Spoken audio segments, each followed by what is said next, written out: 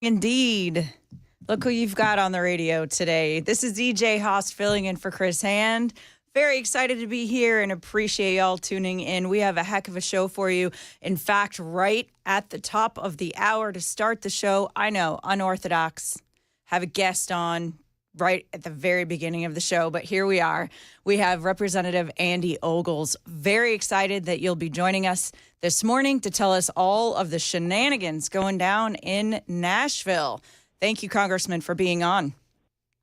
Absolutely. Thank you for having me. And shenanigans is right. Anytime you have a city mayor potentially aiding and abetting illegal immigration and, quite frankly, obstructing ICE in their operations, it's a problem, which is why it's why we're having this conversation. So thanks for having me on. Yeah. I appreciate it. So you had a big press conference. Lots of local politician types wanted to be on stage with you. So this was a big deal.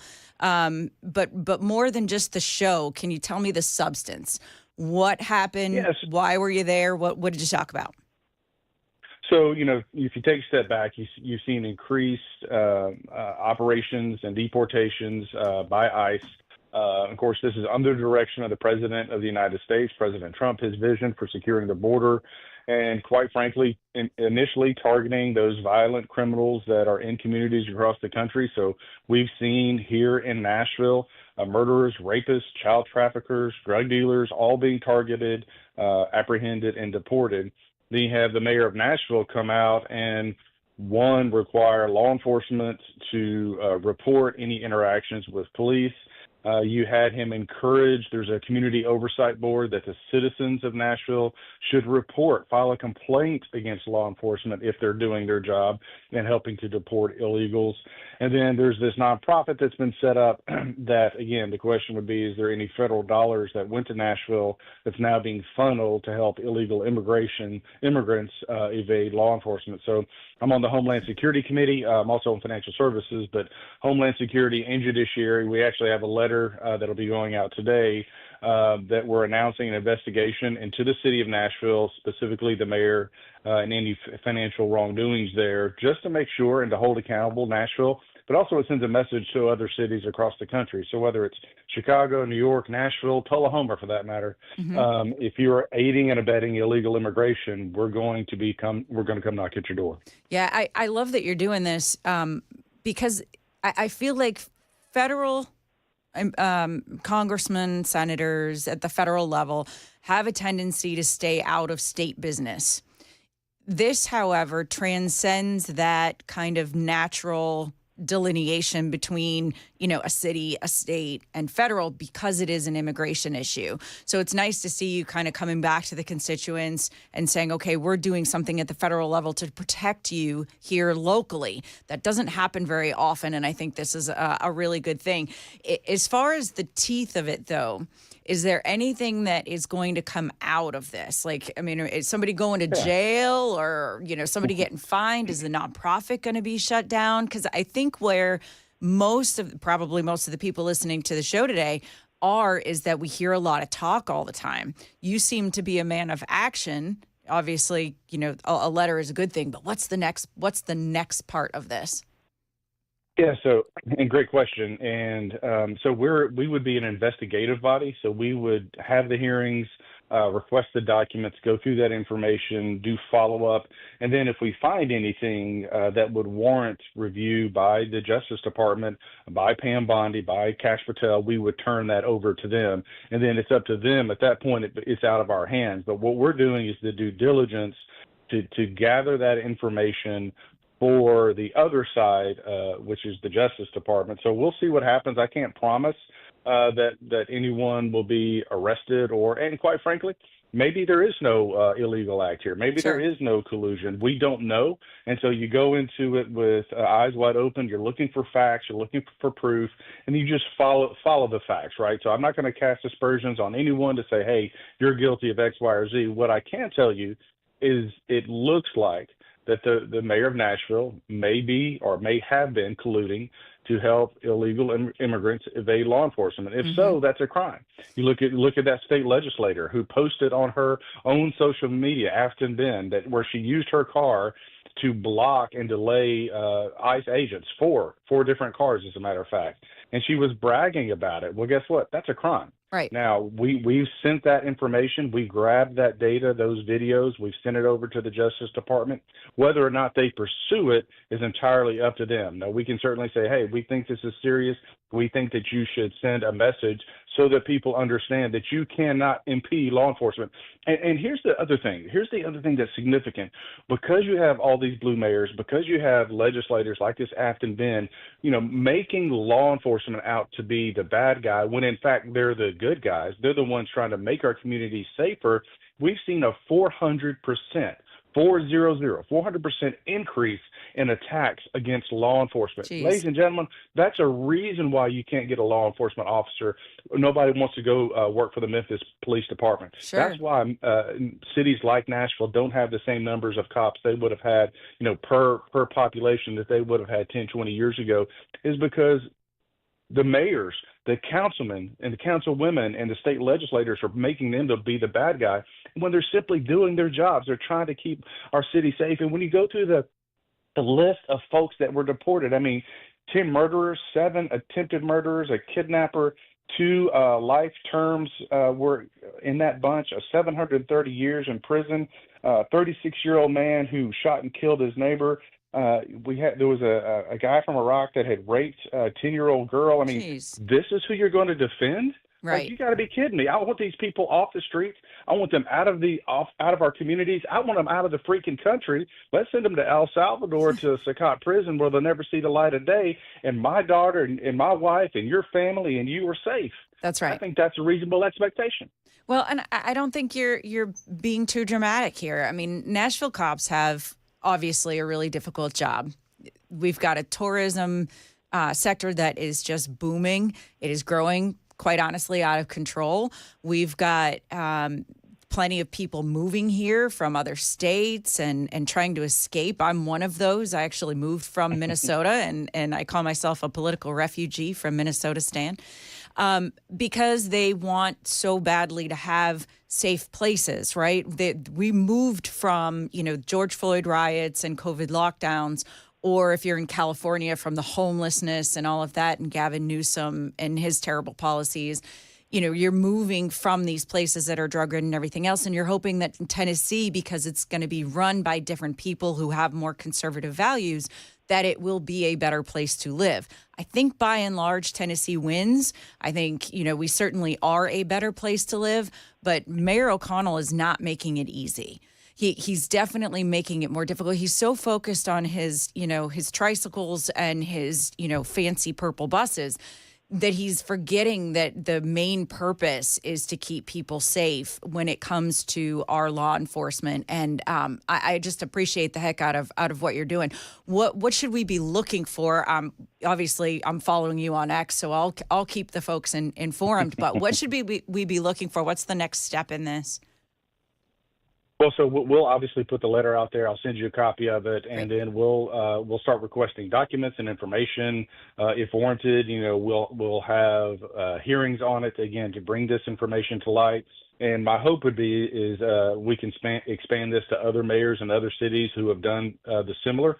And by the way, Senator Marsha Blackburn on the other side is doing something similar in the Senate. And although their investigation, it doesn't necessarily directly correlate to ours, we work independently of one another. There will be some coordination there. So this will be a thoughtful process, but it'll be an in-depth process. So I'll keep you informed. But that being said, is again, so I'm on Homeland Security. Just this last week, I received a classified briefing on gangs and those coming across the border. I'm also the chairman of the Counterterrorism Caucus. And what I can tell you is that the routes and the distribution networks and, quite frankly, the counter surveillance capabilities that MS-13 and Trinidad have in our country, all across our country, in Nashville, in Columbia, in Tullahoma, is stark and scary. And so when you're defending, when you're stepping up and saying, well, we need to open the borders, we need to let these people in, you're also letting in all the bad guys. That's right. And they're taking advantage of that. And I've seen the data that's classified. And what I can tell you is there's not a city in Tennessee that they don't have some sort of operation. Sure. And Sure. we've got to push back. We have to fight back because otherwise you're going to wake up one day and there's going to be a violent gang member out on the street corner standing in front of your school and your city is suddenly going to be on fire. And that's not drama, that's not rhetoric. We've seen it in other blue cities. Sure. We've seen it where communities have become victims of rampant crime. And these gangs move in, they take over cities. You've seen it in Central America, they take over countries. They have their eye on the prize, and those prizes are the blue cities in our country, and one of those is Nashville. And Sure. also keep in mind, logistically, Nashville is perfectly located. We're about 6 hours in any direction from to most of the population in the country. So if those gangs can dominate Nashville, if they can take over Nashville, it is a gold mine for them, and I'm That's right. fighting back. Well, and that's, we've got a sex trafficking corridor, quite honestly, going right through our state and right through Middle Tennessee. I think that was made clear with the Kilmar Abrego Garcia traffic stop scenario and all of the information that came to light from that. I think you're right to be scared. I appreciate you kind of sharing this with the masses because I think sometimes we get kind of stuck in our bubble where we think that Tennessee is so great because it's, a red state and our weather is good except for this spring, but usually it's pretty good. And the people here are wonderful. The values are terrific. There's a church on every corner. I mean, we love it here. But you're right. We are a target because of our location, because of the tourism. Easy sex trafficking and human trafficking can happen because of our location and the boom in growth that we're experiencing here. So I think that's really huge.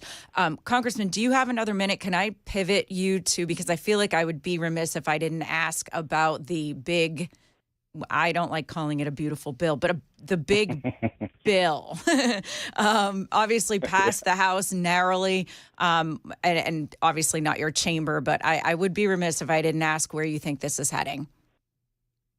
Yeah, so you have the big beautiful bill. I was not a fan. I was one of those. I'm a member of the House Freedom Caucus. I'm actually on the board of the Freedom Caucus, and we pushed back and we drug this as far right as we could get Mike Johnson to go.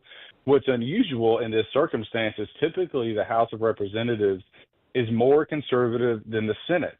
And you have the Senate, so we passed it in the House, we sent it over to the Senate, and the Senate's like, this bill is junk, we're going to make it better. And so the fact that the Senate is actually saying you guys should have done more just, kind of validates where we were in the Freedom Caucus, that there's so much more money that we're leaving on the table that could be cut, and that America wants us to do a better job. So my hope is the Senate, quite frankly, does change it and make it better and more conservative, and then we'll pass it in the House. But it's one thing I can tell you is, the Freedom Caucus, we met with the president as we we're getting into those final hours of voting on that bill, and he said, look, if you guys will just pass this and just trust me, we've got rescissions coming.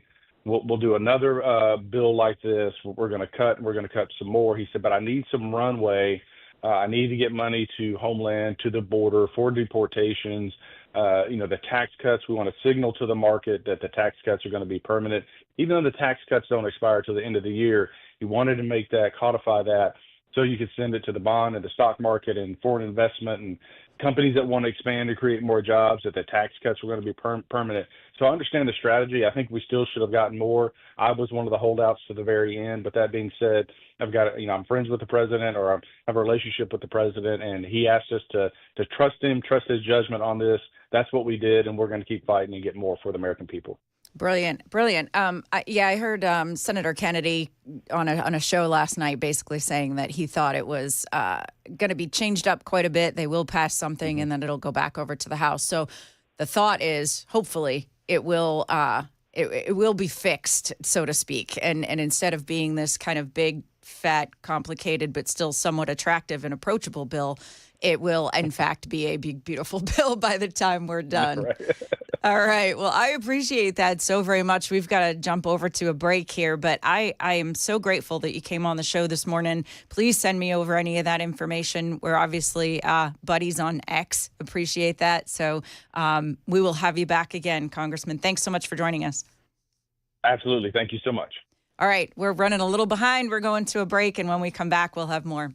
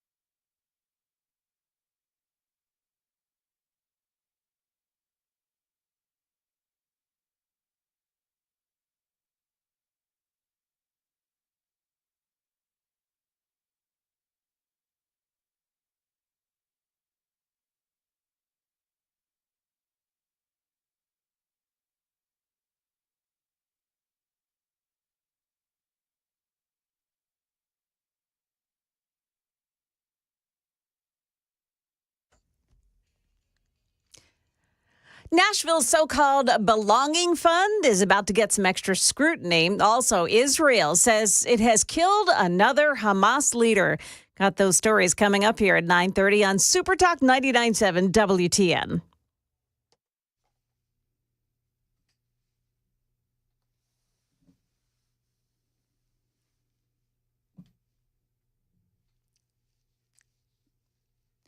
Welcome back to the show, everybody. You are listening to the Chris Hand Show on Super Talk 99.7 WTN.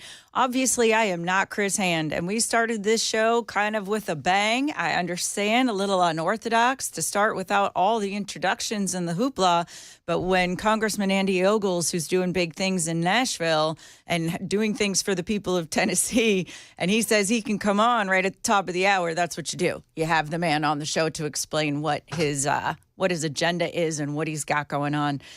So we thank him for that.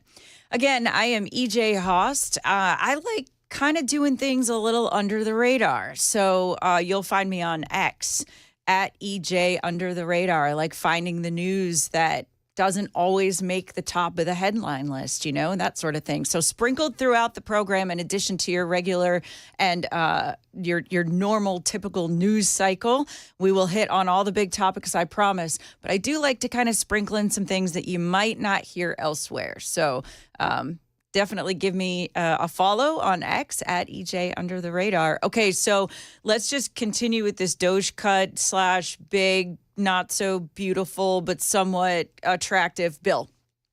That's what I'm calling it, sort of. Basically, what's happening there is, as Congressman Ogles just told us, is that the House narrowly passed it. Of course, we had some typical holdouts, and I've got some words for them in the next segment. But then it's going to go over to the Senate. The Senate is going to pare down some things. It's going to change up a bunch of stuff. It's going to hopefully add some more spending cuts. It's going to change the trajectory of the deficit a little bit. I think listening to Senator Kennedy last night and then kind of doing some research this morning, what I'm finding is it's not quite done yet. And I get it. I'm glad that we're going to be making some changes. I'm frustrated, as most of you are, I'm sure, with the length of time it's taking to do this. I think it's pretty obvious that the people of America said we wanted spending cuts. We wanted no tax on tips. We wanted a more secure border. There's some really, really good things in this bill. But unfortunately, it's just taken forever to get it passed. And my message to the House and the Senate for dragging their feet and putting this through the regular sausage-making process is basically this. First of all, you suck at getting things done, like you always have, right? We know it takes forever typically. However, you missed the mark this time. A really great opportunity, quite honestly, to get this thing done fast, and we wouldn't even be talking about it anymore. We'd be moving on to Doge cuts and other things. So I feel like you missed the mark there. All right, so listen, after the break, we'll dig in a little bit more. I'll have some more details for you. You are listening to Super Talk 99.7 WTN.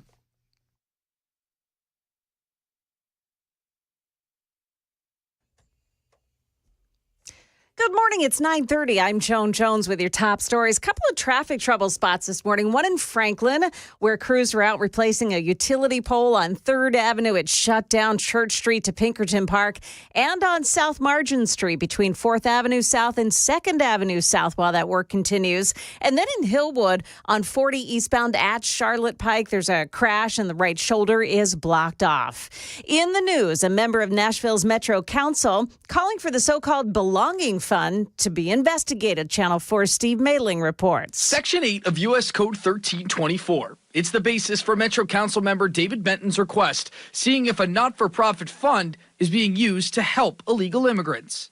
I'm asking for a state or federal audit of each one of these. Benton says the Belonging Fund, spearheaded by the Community Foundation of Middle Tennessee, could be violating the law and protecting illegal immigrants here in Nashville. Now, that fund has received about $285,000, and a spokesperson says that all the funds that have been collected are private donations. Israel claiming that it has killed the Hamas Gaza chief Mohammed Sinwar. He is the younger brother of the group's deceased leader, Yahya Sinwar. He was the mastermind of October 7th, and he was killed by Israel in a previous strike. Prime Minister Benjamin Netanyahu has vowed to keep fighting in Gaza until Hamas is destroyed. A test flight of SpaceX Starship. It ended early yesterday with the rocket blowing up in mid-flight. There's all these pieces of it. The breakup of the ship illuminating the sky from Florida to the Caribbean. Brett Boswick and his family were on their boat near the Bahamas watching the launch. We saw a very sudden big explosion, a fireball. The FAA ordering ground stops at 4 major Florida airports because of the debris and requiring SpaceX to perform a mishap investigation. That's ABC's Victor Oquendo. An apparent propellant leak after the craft entered its suborbital trajectory caused it to spin out of control. Stocks trading just slightly lower. The Dow Jones Industrials are down 41 points. That's the latest news. Weather is up next. I'm Joan Jones, WTN News.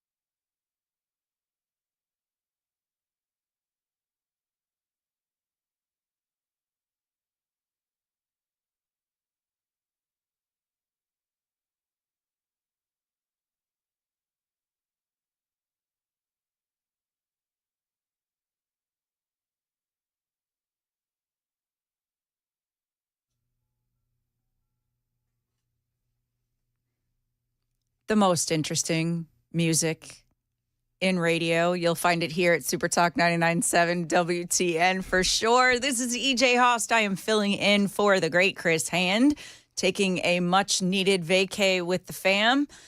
From what I understand, he is doing some very fun things and probably in a very sunny place.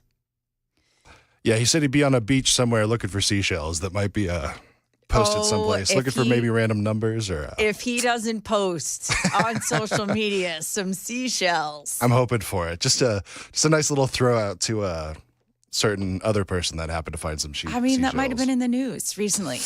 I think I saw something. I got to tell you, I love coming in. I love filling in for any of the hosts here. They're all terrific. Of course, we can't even hold a candle, all of us that come in and fill in for them, but definitely appreciate it and love chatting with everybody out there in the radio sphere. If you would like to be a part of the program, you are welcome to call or text. The super text line 615-737-9986. I do try to communicate back and forth either via text or I'll mention your text on air. You can also hit me up on X at EJ Under the Radar. Basically, what I do here is just talk to you about the things that are important to our world. I do like to sprinkle in some interesting news, so we'll get to some of those things later. Also coming up on the show at the top of the hour, you don't want to miss it, Sean Farage. This guy is really, really smart. He is also a political refugee, so we are comrades in that regard. He came from the Northeast with his wife, and they just bought a house here in Tennessee not too long ago. He is an excellent comedian and a Trump impersonator, but that, quite honestly, is just the fun side of Sean. I appreciate his brain. So looking forward to picking his brain and finding out where his thoughts are. He's not real happy with everything. So we'll see where he's got some frustrations with the current administration and dig into that a little bit. Obviously, I'm frustrated. I mentioned the whole last segment, and we had Congressman Andy Ogles on to talk about what's going on in Nashville with immigration and Middle Tennessee and all of that, and then pivoted to what I'm calling it now, the big, fat, complicated, but still somewhat attractive in an approachable way bill. Think it'll catch? It's a little wordy. It's a little wordy. Maybe we'll have to find something that's also an acronym. Congress and Senate, boy, they really like those acronyms for things. But what I wanted to do was just kind of talk about, because we hear about the negatives so much, the naysayers, the holdouts, the ones who are just such, I don't know, just negative Nellies, really. They kind of suck all the air out of the room, and then you forget that there's actually some really, really good things in this bill. So just asked, for a little rundown here on some of the things that we should actually like and appreciate and talk about that are in this bill, because I think those are the things that will help get it over the finish line. One, permanent extension of the 2017 tax cuts. This bill makes permanent the individual income and estate tax cuts from the 2017 Tax Cuts and Jobs Act. So think about this for a second. If we don't get this bill going right now and pass it quickly, those tax cuts are going to expire. And so, it's kind of interesting when you think about it, because had Trump won the election prior, right? Had he won in 2020, he wouldn't have been in power. We may not have had both House and Senate to be able to extend these tax cuts. And I promise you, the Democrats, if they had any chamber or any branch of government of control right now, we wouldn't get them. So I think that's something we're not talking about enough. I think people forget that there are some good things in this bill. Number two, no tax on tips and overtime. Let's not forget that President Trump ran on this, and every single person who is in Congress and is in the Senate who begged for Trump's endorsement in their last election, who stood side by side with him, used his name and emails for fundraising, even stood beside him on stage now and again, they all promised to get that done. They all promised to get no tax on tips and no tax on overtime. Increased child tax credit, border security funding. That's a big one. We're doing very good things, but there was just a meeting yesterday, as a matter of fact, with Tom Homan, the border czar, and others, where they're saying it's not quite fixed yet.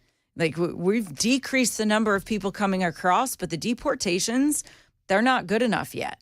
We know we have terrorists, and thanks to someone like Andy Ogles, who is doing the work for investigating here locally, we're going to find that there are, especially in these blue cities, still a lot more to do. So border security funding, also important. Additional deduction for seniors offers a temporary $4,000 standard deduction for individuals over 65. This is most likely in there as a concession for the moment because the no tax on Social Security, there's some questions about that. In fact, we had someone on the super text line ask about it. So from what I understand, it is illegal and not part of the rules. They cannot pass that as part of a CR, a continuing resolution. There is some sort of rule in the Senate. That's why that's not happening. So if you've got more information on that and you can let me know, I would definitely appreciate it. Send me supporting documents, please, because I tend to want to tell the truth here on Radio World. Okay, Medicaid work requirements also in the bill. How come nobody ever talks about that? That's huge. We've needed that for a really long time. We're not talking about taking away benefits from people who actually need it, but we know for fact that there are fraudulent people out there who are taking and drawing from the system, even though they should be working. We also know there are illegal immigrants who are drawing on the system thanks to some of the investigation by the DOJ team. So there's that. And then there's a bunch of energy policy reforms in there. Provisions expedite permitting for energy infrastructure and reduce tax liabilities for oil and gas producers, which conservatives support for boosting domestic energy production.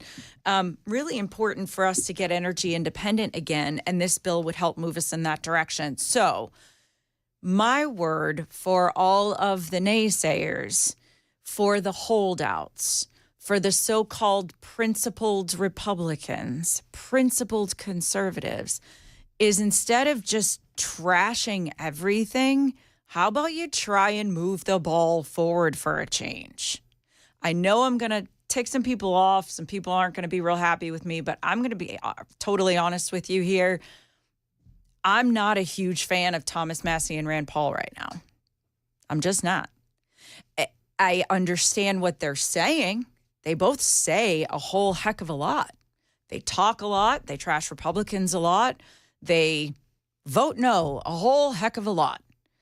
But they don't necessarily get things done. So I did a little digging to find out what their constituents might want, because in the end, particularly for Massie, representative from the state of Kentucky, the House is supposed to be the people's chamber. It is supposed to speak for us, for the constituents, for the people who voted. So how did they vote in Kentucky? Well, Trump won Kentucky with 65% of the vote. Do you think Massie's constituents like the Trump agenda? I'm going to guess, yeah, they do. Kentucky voters clearly want the Trump agenda. Let me ask Senator Paul and Congressman Massie, are you voting in accordance with what your constituents want, or are you doing a song and dance about principles? I think that's a conversation worth having. Do I agree with them that we should reduce spending? 100%. Absolutely.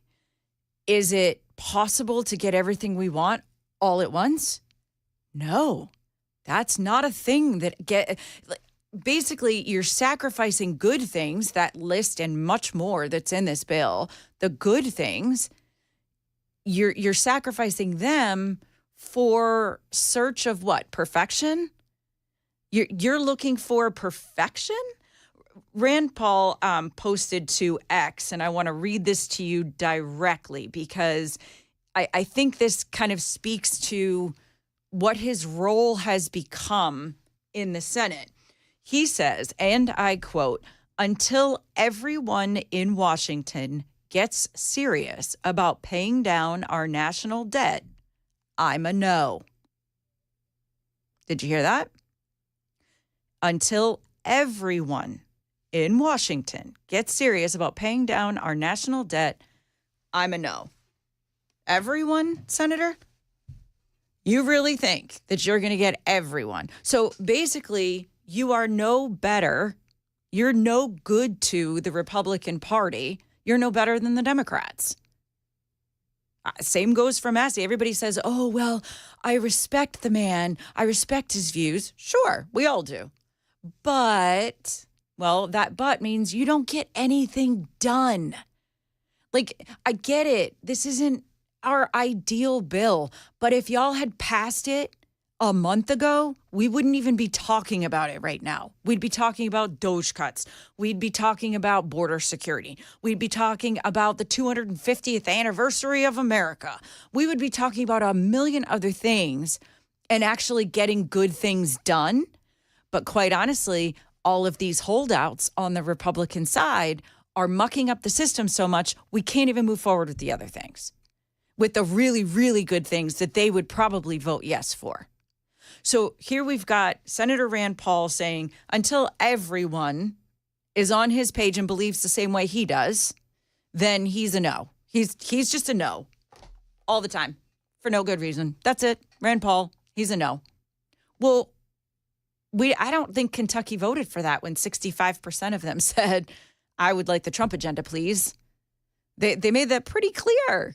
And so anyway, I've got big frustrations with all of that. All right, we got to wrap this up here for this segment, but don't go away. I've got more on this. I've got a clip from Elon Musk. When we come back on the other side of the break, you're listening to The Chris Hand Show on Super Talk 99.7 WTN.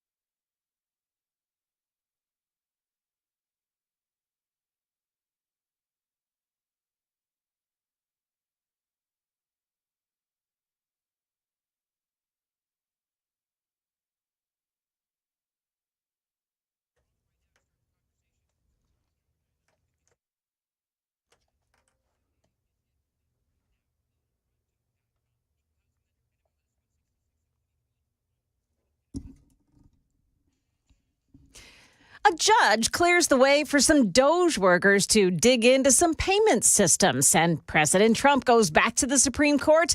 He wants relief from yet another judge's restrictions. Those stories coming up here at 10 o'clock on Super Talk 99.7 WTN.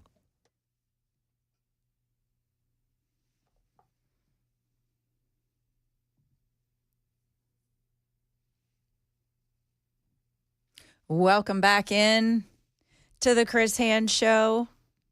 Obviously, I am not Chris Hand. I am EJ Haust, and I am filling in today, and I appreciate you spending some time with me this morning and working our way up to the afternoon here in Middle Tennessee. Another rainy day.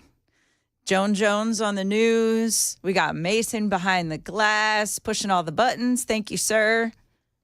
We've got traffic and weather and all the news of the day, everything you guys need to get through this morning. And we appreciate all of you listening to us here on Super Talk 99.7. If you would like to be part of the program, by all means, shoot me a text, 615-737-9986. I really like listening to what everybody has to say out there. And there's definitely a lot of opinions. Mason, not everybody loves what I'm saying about Massey and Paul. They'll get over it. I mean, right? Yeah, my fear is like, okay, we're sacrificing some really good things in search of perfection, which we will never have. We've never had it before. We'll never have it ever. Oh, absolutely not. No. Right? Like, we're never going to get everything we want. So I don't know. I mean, with the investments coming in America, you know, and all of these really good things happening with the economy, I mean, that's how we're going to balance the budget. It's not just the cuts. And listen, I'm in favor. I am in favor of cutting a lot of spending. But I feel like we can do that, you know, going forward. And that's what, quite honestly, will win Republicans the next election. They spend so much time worrying about, well, I'm in a purple district or I'm into this and I got to look at the next election and my donor said blah, blah, blah. Forget it. Listen to what the Republican voters, the Democrat voters that switched parties, listen to what your constituents said in the last election. The last election is always more important than the next one. And they always get it backwards. Yeah, because I guess they also don't realize we still have 3.5 more years of this. Right. And so if you're constantly looking forward, it's like you're just wasting time at this point. It's not going to matter until you get to that next election a year before, at least. And so focus on what's going on right now, because that's what's going to affect your life. Exactly. And it'll be better to focus on now because it's going to affect it for the better. Yep. EJ, I'm seeing some love for you on the text line. Are you? Yeah, I am. I am. Oh, see, I'm also upset with Massey and Paul says I can't read that one. So, yeah, I mean, there's some love there, but somebody said welcome and that you sound really good. Somebody thinks that you sound like Chris Hand so much that they think you're family. No, definitely not Chris Hand family, but he does have a big family. He does. Oh, my goodness. Oh, yeah. There's a lot of people in the Hand household. So a lot of little hands running around. That's right.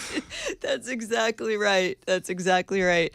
Well, I'm grateful to be here, and I thank all of you guys for helping me get through the show. We actually have some really cool stuff coming up in the second hour. So Sean Farage, you heard me kind of fangirling over him. He is very, very intelligent and has his hand on the pulse of all things national news, specifically as it relates to the Trump administration. So really, really cool guy to talk to. I'm looking forward to that. We're running out of time here for the Musk clip, but if we can get to it next time, I will. And we'll talk about that. Lots of news to get to. And like I promised, we will also catch some news flying under the radar because that's one of my favorite topics. All right. So you are listening to the Chris Hand Show on Super Talk 99.7 WTN.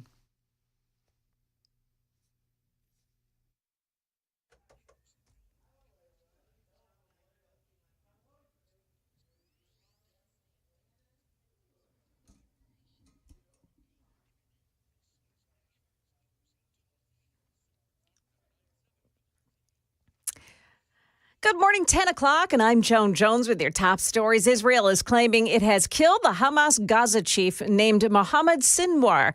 He is the younger brother of the group's deceased leader, Yahya Sinwar, the mastermind of the October 7th attacks, who had been killed by Israel in a previous strike. Prime Minister Benjamin Netanyahu vowing to keep fighting in Gaza until Hamas is destroyed. A federal judge has cleared the way for the Treasury Department's DOGE team to access sensitive data systems that manage trillions of dollars in payments each year. The judge lifted an earlier restriction, finding the Trump administration has vetted and trained those employees at the Treasury Department. The judge also said she would not require the agency to seek permission each time it wants to add new members to the DOGE team. The Trump administration has asked the Supreme Court to lift a lower court order that blocked the removal of illegal immigrants to third countries without first providing them with certain due process rights. President Trump has approached countries like Libya, Rwanda, and Costa Rica to accept those illegals who are not their citizens. 1 week ago, a judge ordered a flight filled with illegal aliens with criminal records to be detained at a military base in Djibouti, a small African country, and that's where they remain today. Meantime, Secretary of State Marco Rubio has ordered U.S. embassies around the world to pause new interviews for student visas as the government attempts to perform heavier screening of applicants' social media accounts. This would be a significant expansion of how the administration is vetting these applicants. As of now, those who have scheduled interviews can still proceed. But if the administration does go through with this as planned, this could severely slow down how visa applicants are processed. It could also hurt universities that really rely on international students for their funding. And that's ABC's Rachel Scott. A convicted killer who managed to escape from prison last week in Arkansas is still on the loose today. ABC's Lionel Moisey has the latest. Authorities believe Grant Hardin could be hiding in the woods near the prison, but heavy rain and rugged terrain are slowing the search. Hardin, once the police chief of Gateway, Arkansas, was serving decades in prison for 2 violent crimes: a man's execution-style murder in 2017 and the rape of a teacher inside a school in 1997, which became the focus of a documentary entitled Devil in the Ozarks. Also, there are 2 of those 10 escapees from the Louisiana prison who are still on the loose. In that case, more than a dozen people have been arrested for helping those men to escape. The Dow Jones Industrials right now trading down 81 points. We've got the NASDAQ falling 36 and the S&P 500 index down 13 points. And a traffic note for you, too. In Franklin, there is a roadway blocked here because of a utility pole that is being repaired after it came down overnight in an accident. The closure is 3rd Avenue South in Franklin between Church Street and Pinkerton Park. And also on South Margin Street, it's closed off between 4th Avenue South and 2nd Avenue South. That is the latest news. Your weather is up next. I'm Joan Jones, WTN News.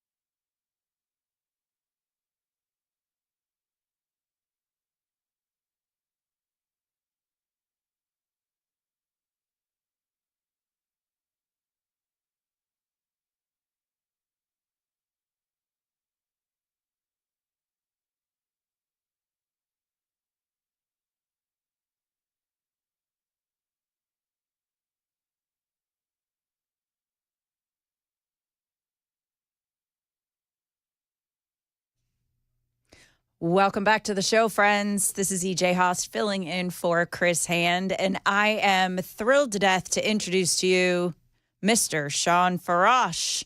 Let's give you a proper introduction. You are an ex-influencer extraordinaire. You are a fabulous comedian, a pretty incredible Trump impersonator.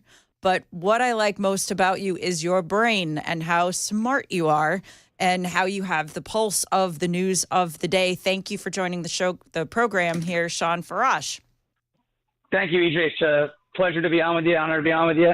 Happy to have this conversation. Been looking forward to it all morning. It's been a pretty busy morning, but looking forward to having this conversation with you. Yeah, well, thanks for kind of fitting us into the schedule. I appreciate it. You caught my attention on a couple of things, so I'm going to kind of rapid fire some topics at you, but I want to get your take on the student visas. I caught some of your live and comments and such, Trump putting a pause on all student visas. What do you know, and what should we know? Well, I'm excited about this pause on the student visa because, when you look at just the problem that we're seeing on these college campuses, right? And it's not necessarily, a lot of people will rush to judgment and say, oh, well, this is, you're only concerned about anti-Semitism. And as much as I don't like anti-Semitism, that is not the primary issue here. Mm-hmm. The primary issue here is that you're having these protesters, these students, these activists, really, who aren't just anti-Semitic and aren't just, protesting Israel, but they're posting and espousing the ideas of Hamas, of the death to America crowd. And I'm not somebody who is going to sit here and say that we should be admitting these students who believe or are making it clear that their desire is to see America's downfall. Right. It is a privilege. You are not entitled to come to this country to study. And if you want to if someone tells me in the supermarket, hey, I want to come over later and burn down your house, I'm not going to invite them in, for dinner. That's just not the way I operate. Right. I think that's a pretty simple way to put it. The other part of this that I'm noticing is that we have students from countries that just don't like us. And we know that China is a sneaky actor, right? We know that they are putting some of their students over here to do, I don't know, some research. We've found that there was specifically in Boston. Boston seems to be just a hellscape of immigration problems at the moment. But we know that there were some schools there that had some students who were stealing things from labs and whatnot. This is all just in recent years. So loving the fact that the Trump administration is like, okay, enough is enough. Let's do something about this. It is immigration. It is student visas, but it's also national security. Absolutely. It has everything to do with national security. And look, we were upset with how Joe Biden treated the border, right? We were upset with the fact that there was not just millions of people coming into our country, but millions of people that were coming into our country unvetted. And that's the key word here. That's the key problem here, unvetted. So it's not that Donald Trump is necessarily ending the student visa program. It's that he's attempting to add another layer of vetting to the acceptance process and procedures that we have, and that's social media vetting. I compare social media in many cases to basically it's a free for all. It's the wild west. But most people on social media, as I do, vividly share their opinions and their takes on current events and certain issues because a lot of people are competing for the same likes, the same views, the same shares, and the same followers, all from the same pools on those social media platforms. So a lot of the times you'll see people being the most honest. There's that phrase, drunken words or sober thoughts. But also you have the idea that, what you post on social media generally is how you feel. Even if you were to say it to somebody face to face, it's probably how you feel. And so if you're posting death to America or, globalize the Intifada, which, again, does not isolate itself to Israel, it could be, the case could be and should be made that person should not be in our country. Right. And it's not just about what they post too, right? I mean, it's also where they spend an exorbitant amount of time. Are they spending time on sites that are propagandizing this, death to America, hatred of Jews, et cetera? Or are they, looking to better themselves as students in America? And so it's definitely a conflict. It's definitely a problem that we have to look at. You mentioned social media, and I want to say this because I did notice about an hour ago you had quite the retort to Representative Thomas Massey. Now, I have been kind of trashing the congressman here a little bit. I don't mean to trash him entirely. I do appreciate what he says he's trying to do, but really, I'm super frustrated with the naysayers and the holdouts, those that are just always a no when it comes to any sort of conservative or Republican agenda. They're always searching for perfection and not willing to move the needle, specifically as it relates to social media, of which you are quite honestly an expert. Thomas Massey said, appreciate the grifters and grifter sock puppet accounts outing themselves in the comments on this post. And your response was absolutely incredible. And you said, and I'm going to quote you here, sitting congressman doesn't know that Section 5 of the FTC Act requires influencers to notify their followers if posts are paid for. Tell me what this is all about and what's the back and forth with Congressman Massey. Well, this is the issue that I'm having with Massey, and it's not just limited to Massey. And as you mentioned, I like the fact that you prefaced it that, some of the things that Massey says he stands for are things that I also stand for. I want to cut spending. I tend to have a very strong libertarian streak, right, where I want government to be as small as possible. And, him, Rand Paul, respect their stances on those issues entirely. The problem I have with Massey and some of Massey's followers and some of just generally the sentiment on social media is that we've kind of devolved into this idea that if somebody disagrees with something you say on social media, immediately they've been paid to disagree with you. It's right. It's no longer that someone just has a different, opinion. If I say, that I like Donald Trump and someone else says to me, well, I like Kamala Harris, I'm not assuming that the person who says that they like Kamala Harris is paid to say that. Right. I find it odd that they would do it for free, but I don't think that they would say, that they're paid to do it. Massey made this accusation yesterday that, well, as long as we're disclosing where our money comes from, these grifters online should disclose if they're being paid. Well, there's already a requirement to do that. Right. And if he would have just done simple research, yes, Section 5 of the FTC Act mentions that influencers online specifically are required by law, it's civil statute, but required to disclose whether or not their posts are being paid for. That's right. And which posts are being paid for. And it's up to $50,000 per violation in civil court. So if Thomas Massey was serious and wasn't just grandstanding, as he tends to do, he would pursue those civil charges against the people who he believes are being paid to oppose him. That's right. It's an egotistical stance to take. What does he think? That people are, he is immune to criticism because of his principles and how esteemed that he is, and anybody who opposes him is paid to oppose him? No, Thomas, people just disagree with you. And again, there are already requirements in place That's that right. make it mandatory for influencers to disclose whether they're being paid to make posts. If he thinks people are violating that statute, he should go after them in civil court. That's right. That's right. And, it's interesting because the congressman in particular, not just Massey, but kind of in general, they get there and all of a sudden they think they know everything about everything. And they're ready to tell you what you need to know about everything instead of listening to their constituents and being specifically in the House. The House is the people's chamber. They are supposed to represent the people of their district, of their congressional district.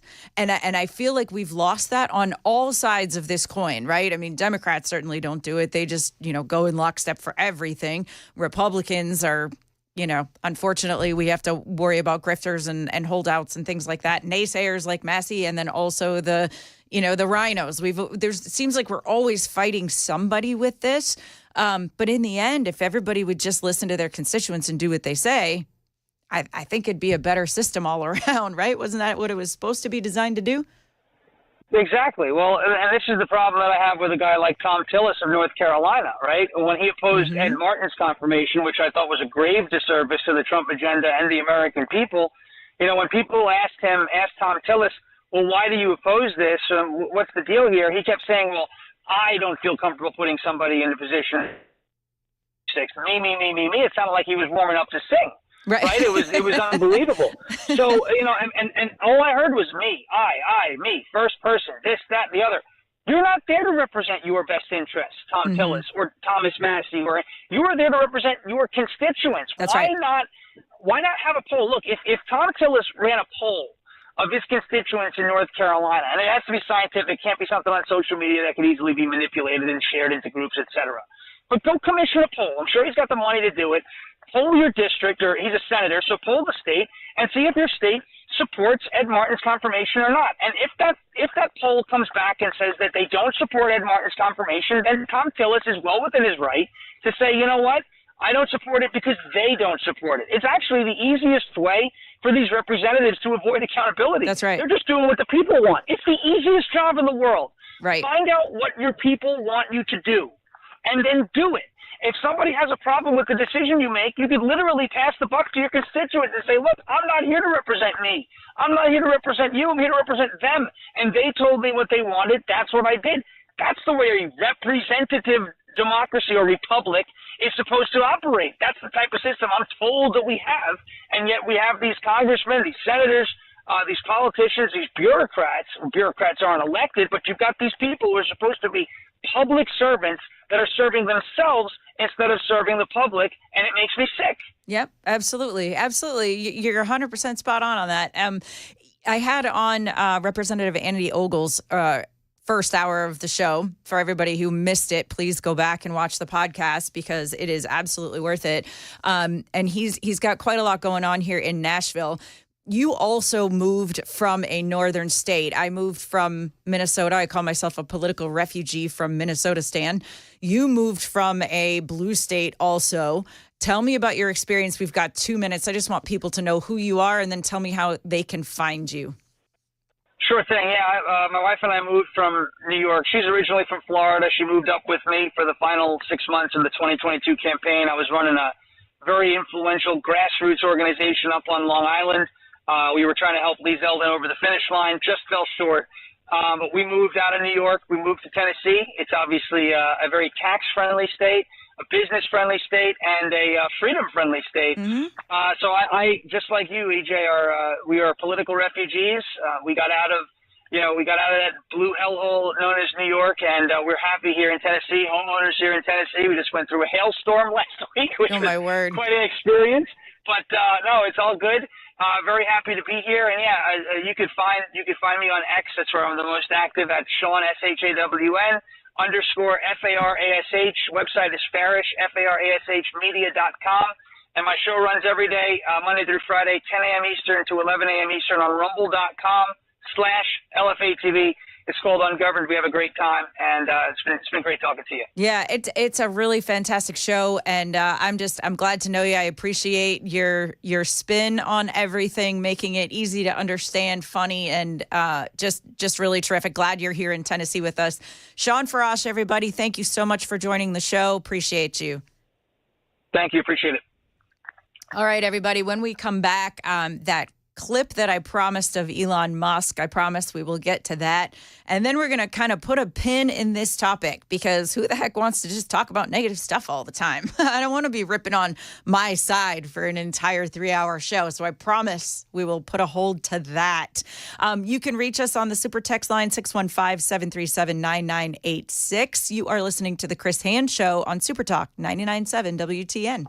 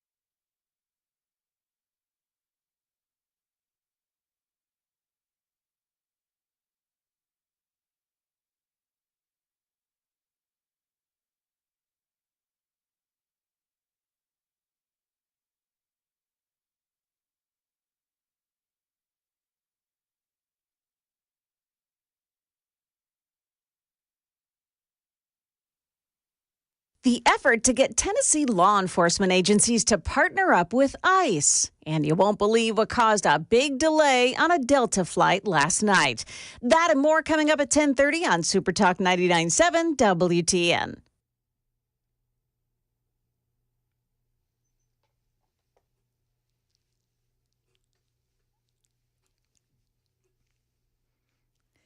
You're listening to the best bumper music on radio. Oh my goodness. I could just get up and step right now. People don't know this about me. I am EJ Haust filling in for Chris Hand. And let me just tell you, I really like rap music. Mason. Really? I didn't know that about you. I do. So I'm assuming you know who this is? A minor. Okay. Yes, I know.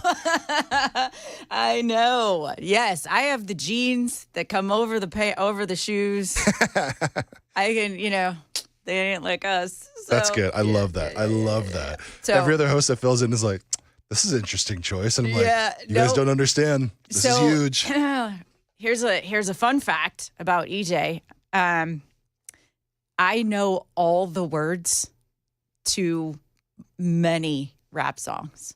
That's awesome. Many. One day we'll have some sort of an event or some super talk event somewhere. I'll have a couple of whiskeys and we'll break out the karaoke.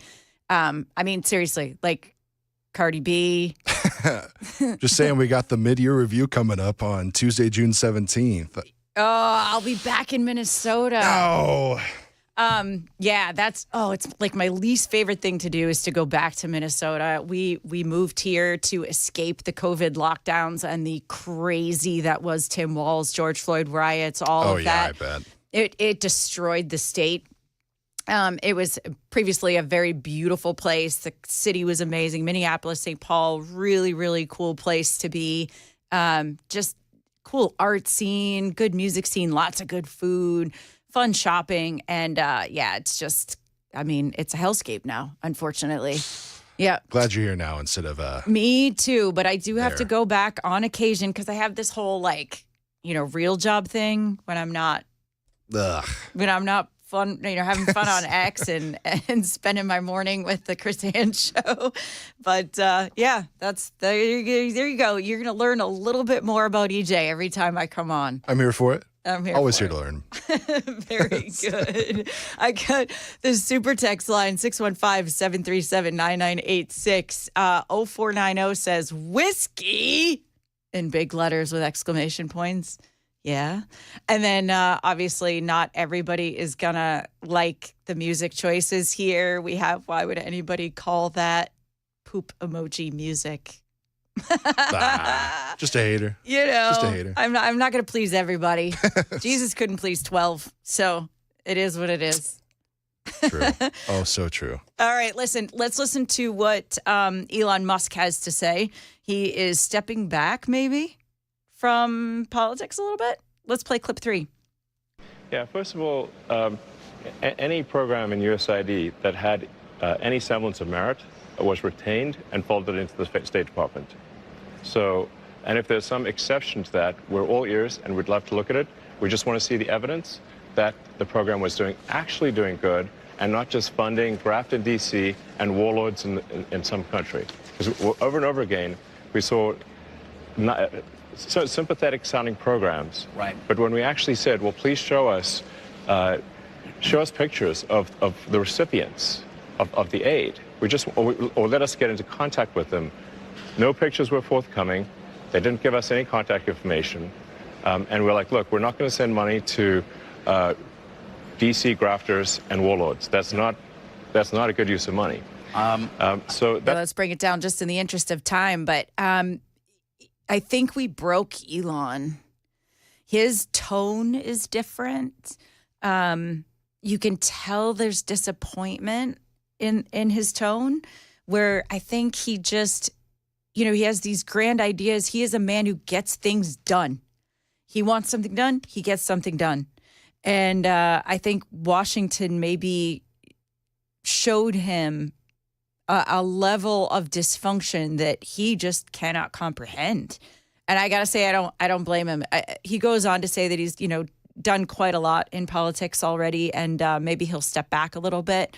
I hope he doesn't disappear entirely, but I think this also proves that the Republicans are, quite honestly, they're pissing away every last drop of trust that we gave them. You know, if you stood side by side with Elon and you were all in on the Doge cuts, and then now that you've won your election and now you're stonewalling, or you're not actually passing Doge cuts like literally every week, why aren't we just like, okay, USAID, done. We're going to get rid of this one. We're going to get rid of that one. We're going to take another cut out of this department and that department. Show us the receipts. You know, there's 6 committees between the House and the Senate that are supposed to have oversight over these programs and check on the receipts, and they don't. Anyway, all right, we've got the news coming up. You're listening to Super Talk 99.7.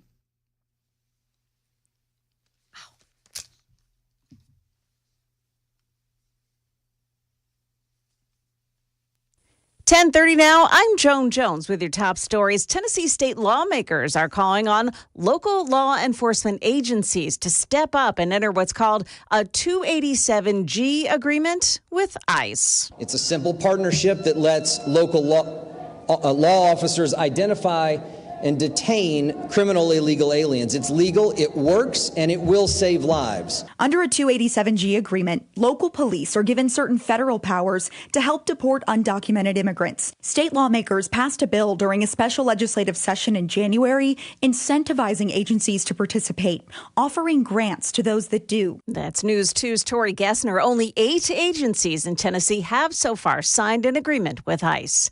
President Trump issuing pardons for reality TV stars Todd and Julie Chrisley, who had been convicted on fraud and tax evasion charges last year. Their daughter Savannah on Instagram last night. The president called me personally as I was walking into Sam's Club and notified me that he was signing pardon paperwork for both of my parents. That couple may have already been released from their prisons as of last night. And passengers on board a Delta flight held up their jackets and swung their handbags to stop a pigeon that began flying through the cabin shortly after boarding was complete. Eventually, they were successful. So the flight from Minneapolis to Madison, Wisconsin began to taxi again to the runway when another pigeon took flight, and the process to bring it down began again. Well, it took about an hour. One of the baggage handlers joking that he thinks the pigeons are tired of flying and just wanted some snacks. That's the latest news. We've got weather up next. I'm Joan Jones, WTN News.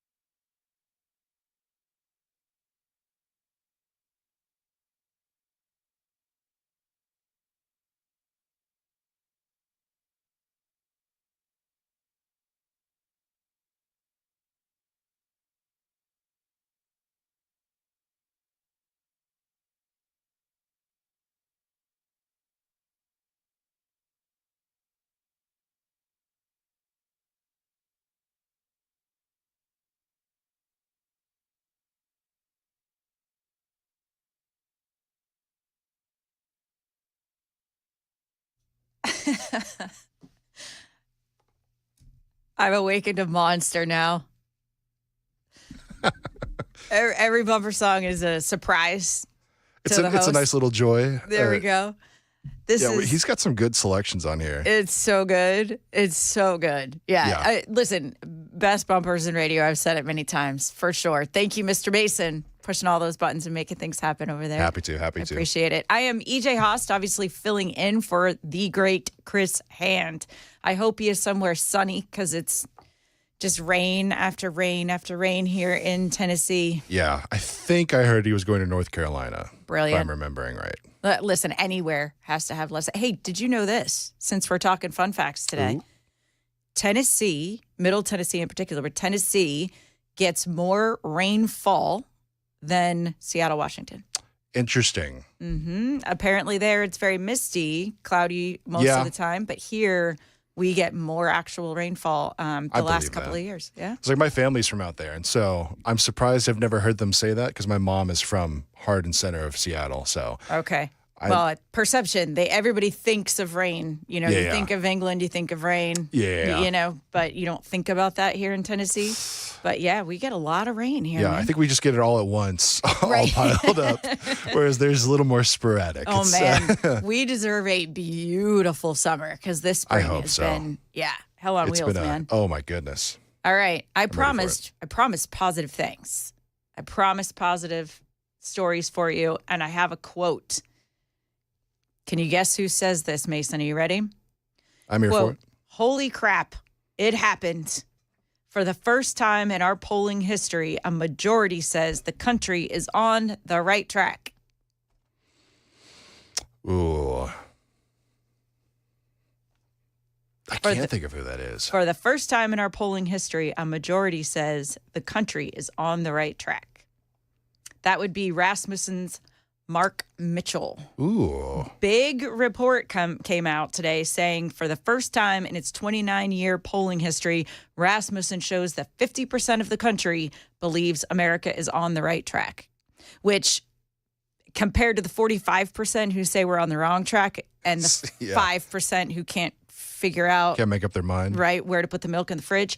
Okay, so 50%, it doesn't seem like much, but for the first time in the 29-year history, right? People are positive right now. I do have to say, Mark Mitchell from Rasmussen Reports, he added to that tweet and said, quote, "Don't F it up, Republicans."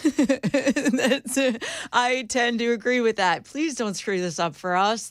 Rasmussen first began tracking the right track, wrong track number almost 20 years ago in 2006. This is from Breitbart.com. Rasmussen reported the specific numbers on X. As you can see, this is not a one-night aberration. Speak with real words, Aaron. Rather, it is a tracking poll that averages the last 5 days. So this isn't just like, hey, they picked up the phone, they called a bunch of people on one night and asked for their opinion. This is something what they call kind of a rolling average. So pretty exciting. But if you really look at it, it's not much of a surprise. As Breitbart points out, and others have said today on the news everywhere, all over X and social media, it's not all that surprising given the turmoil that we've seen, like wars in Iraq, Afghanistan, COVID. Like there's been so very much going on in the last 30 years.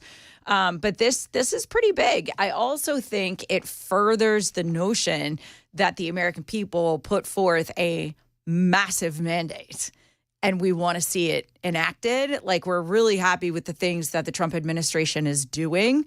So hopefully, as Mark Mitchell points out, they won't screw it up for us. Like, let's just keep moving in this really awesome, positive direction because that is what the people want. Remember, representative government and all that stuff. One thing, though, that is really sticking out to me, you know, I promise that I like the news that kind of flies under the radar a little bit. Mason, if you can pull up clip 1, Ron DeSantis has some things to say about the Trump administration's efforts and goals and what the Republicans are doing. And I think it's worth mentioning. Let's listen to what he has to say about that. It works its way through the economy. There's no free lunch. And that's what ends up happening. And it's a little frustrating. You know, Elon Musk went into this Doge effort. He was getting lampooned. I mean, like, they're firebombing his Tesla dealerships. Media smearing him relentlessly. His businesses suffered, all this stuff, because he basically said, look, we can't keep doing this, and we need to moderate and reduce the amount of money that the federal government is spending. And yet, we have a Republican Congress, and to this day, we're in the end of May, past Memorial Day, and not 1 cent in Doge cuts have been implemented by the Congress. That's one of the reasons why we need a balanced budget amendment to the U.S. Constitution. Amen.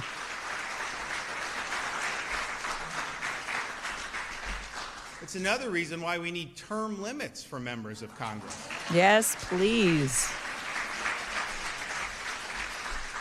But I think what you've seen with how, and I kind of said this early on, that Doge and Elon were on a collision course with the swamp. And the question is, what would happen? And I don't think there's any question that Doge fought the swamp, and so far the swamp has won. And that's just unfortunate, but I don't think you can look at this any other way. So this is hardwired into how the people in Washington are borrowing and spending your money. But it has huge implications for the viability of our economy, our country, and everything going forward. And, you know, don't tell me it can't be done.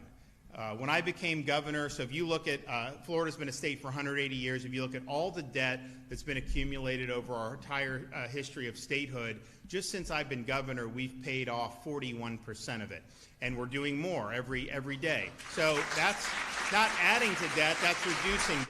That is a man who also gets things done. I mentioned last segment that Elon Musk is a man who gets things done. So when he comes into a place and he's moving and shaking and finding things and, exposing waste and really excited about doing good things for the country, and then it just kind of, it fizzles out here. I can understand the frustration.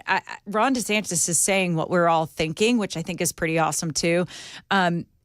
Imagine if the Republicans in Congress and the Senate had rallied around Musk instead of kind of, really just silly-footing around, right? Just kind of tiptoeing around the whole Doge stuff or whatever.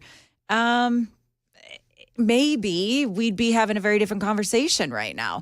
So right now, the House and Senate have passed 5 bills. 5 total have made it to President Donald Trump's desk. That is the lowest number in recent history, like decades, you guys. I might be ever.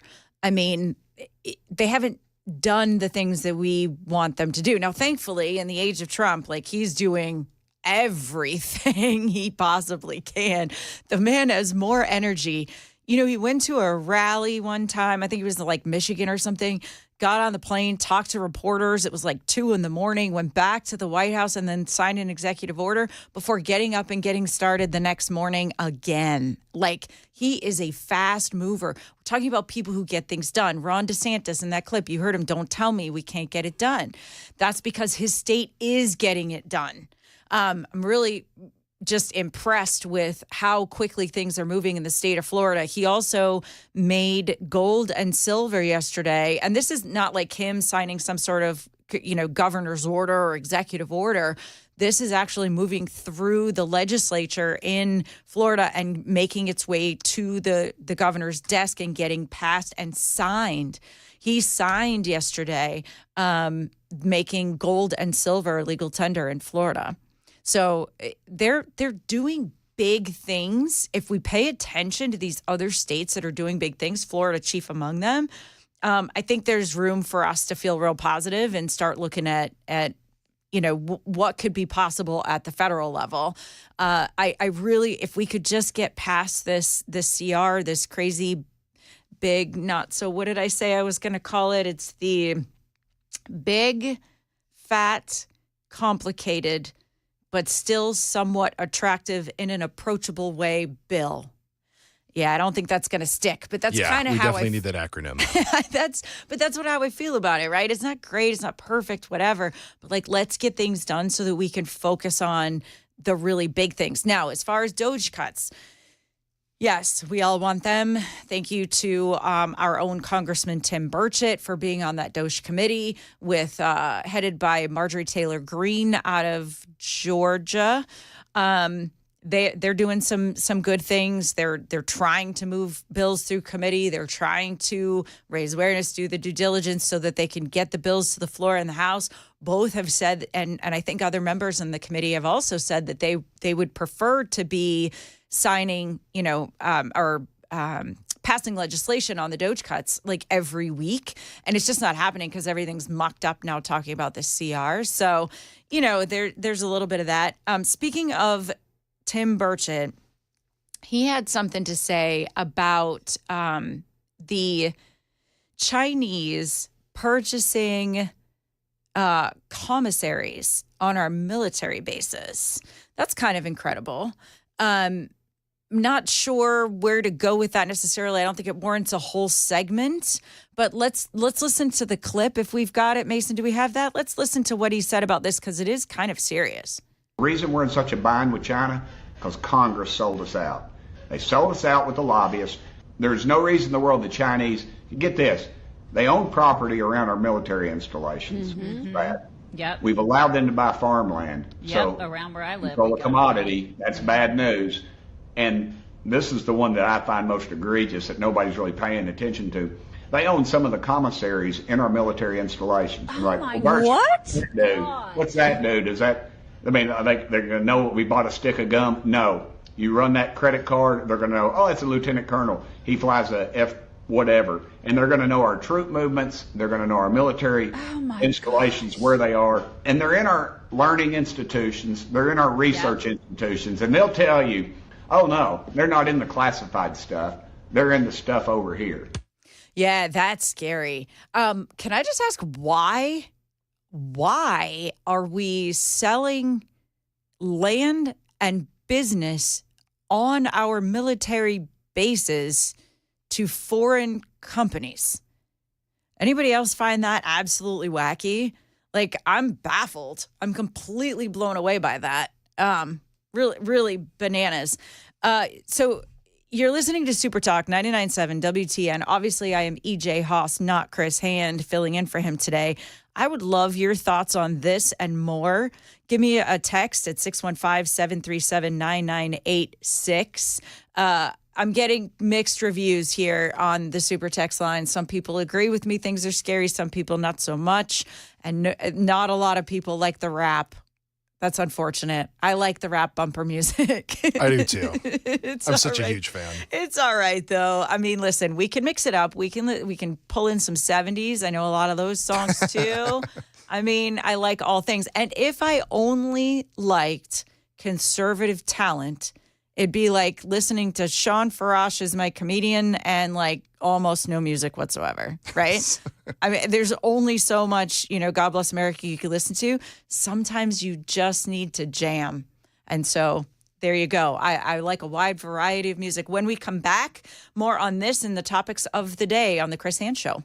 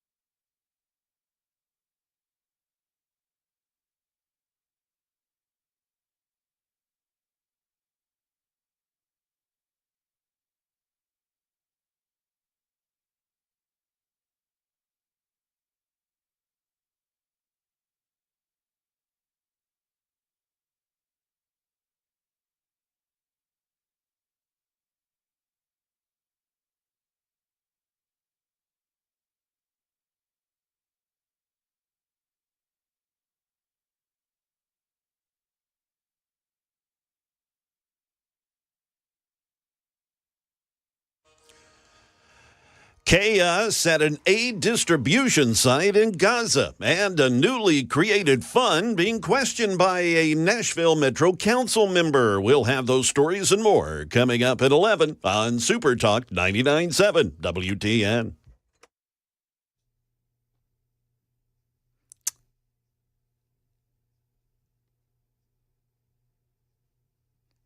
Welcome back to the show. You're listening to the Chris Hand Show on Super Talk 99.7 WTN. I am EJ Haust filling in, and we're doing all we can to switch up the music for you. Just trying to make everybody happy. Trying to have a positive vibe here for the last remaining hour and 5 minutes of the show. Doing my best. You know who's got a positive outlook on everything these days? Our president, Donald J. Trump. Yes, he does.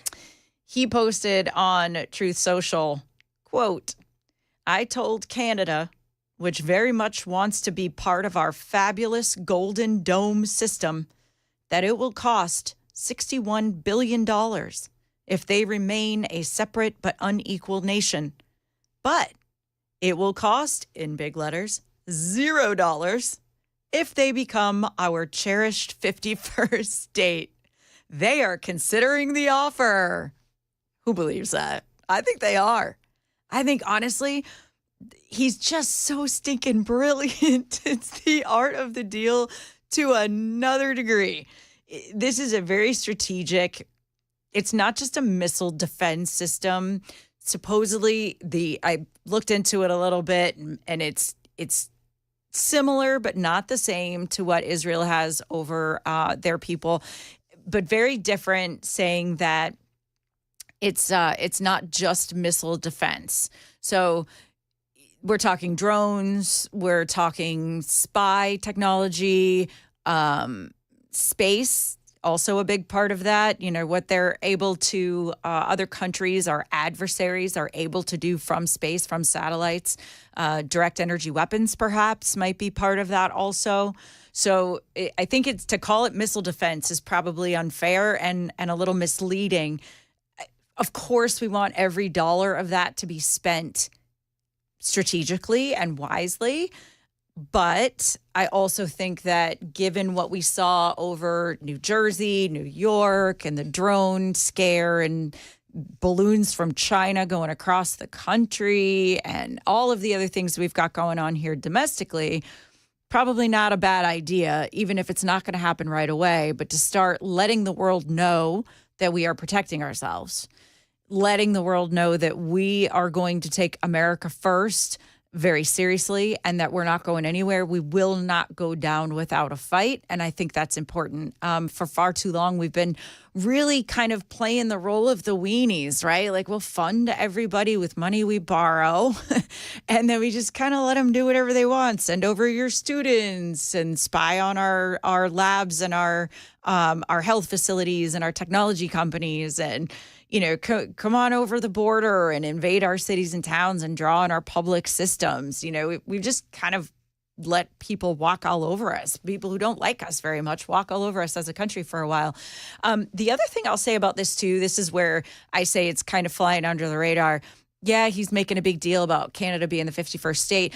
I think it's like within maybe 30 miles or something of the U.S. border is where the majority of the Canadian people live. That a lot of that is just, you know, empty land. A lot, not all of it, but a lot of it. And so, you know, there's this, well, why do they need that protection anyway? The truth is, we're also trying to protect our new trade routes up that way. That's why Greenland is so important. So really, really cool to know that Trump is still playing this game and he hasn't given up on it. We've got the news coming here for the top of the hour. Join us after the break for more on the Chris Hand Show on Super Talk 99.7.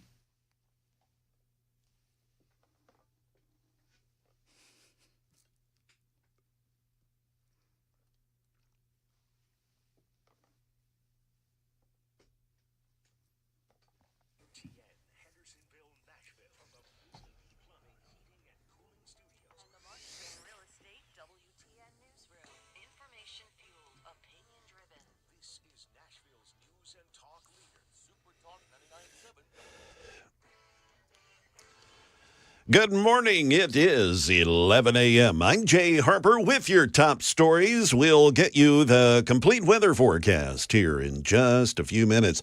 A chaotic scene at an aid distribution center in southern Gaza this week as people who are experiencing starvation make a rush for food, water, and other supplies. Many of the people came out empty-handed, though, and the UN Human Rights Office said one person was killed and 47 others hurt.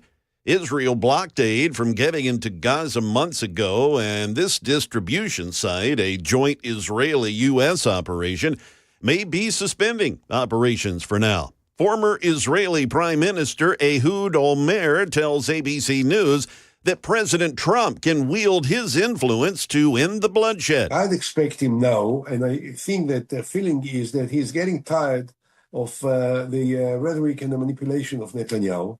He should call him to Washington, as he did a few months ago, summon him to the White House, to the Oval Office, a beautiful office there. And he will sit in together with him in front of the cameras, which most like to do.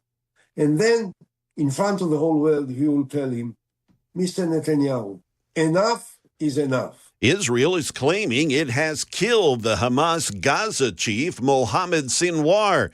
He's the younger brother of the group's deceased leader, Yahya Sinwar, the mastermind of the October 7th attacks, who was killed by Israel in a previous strike.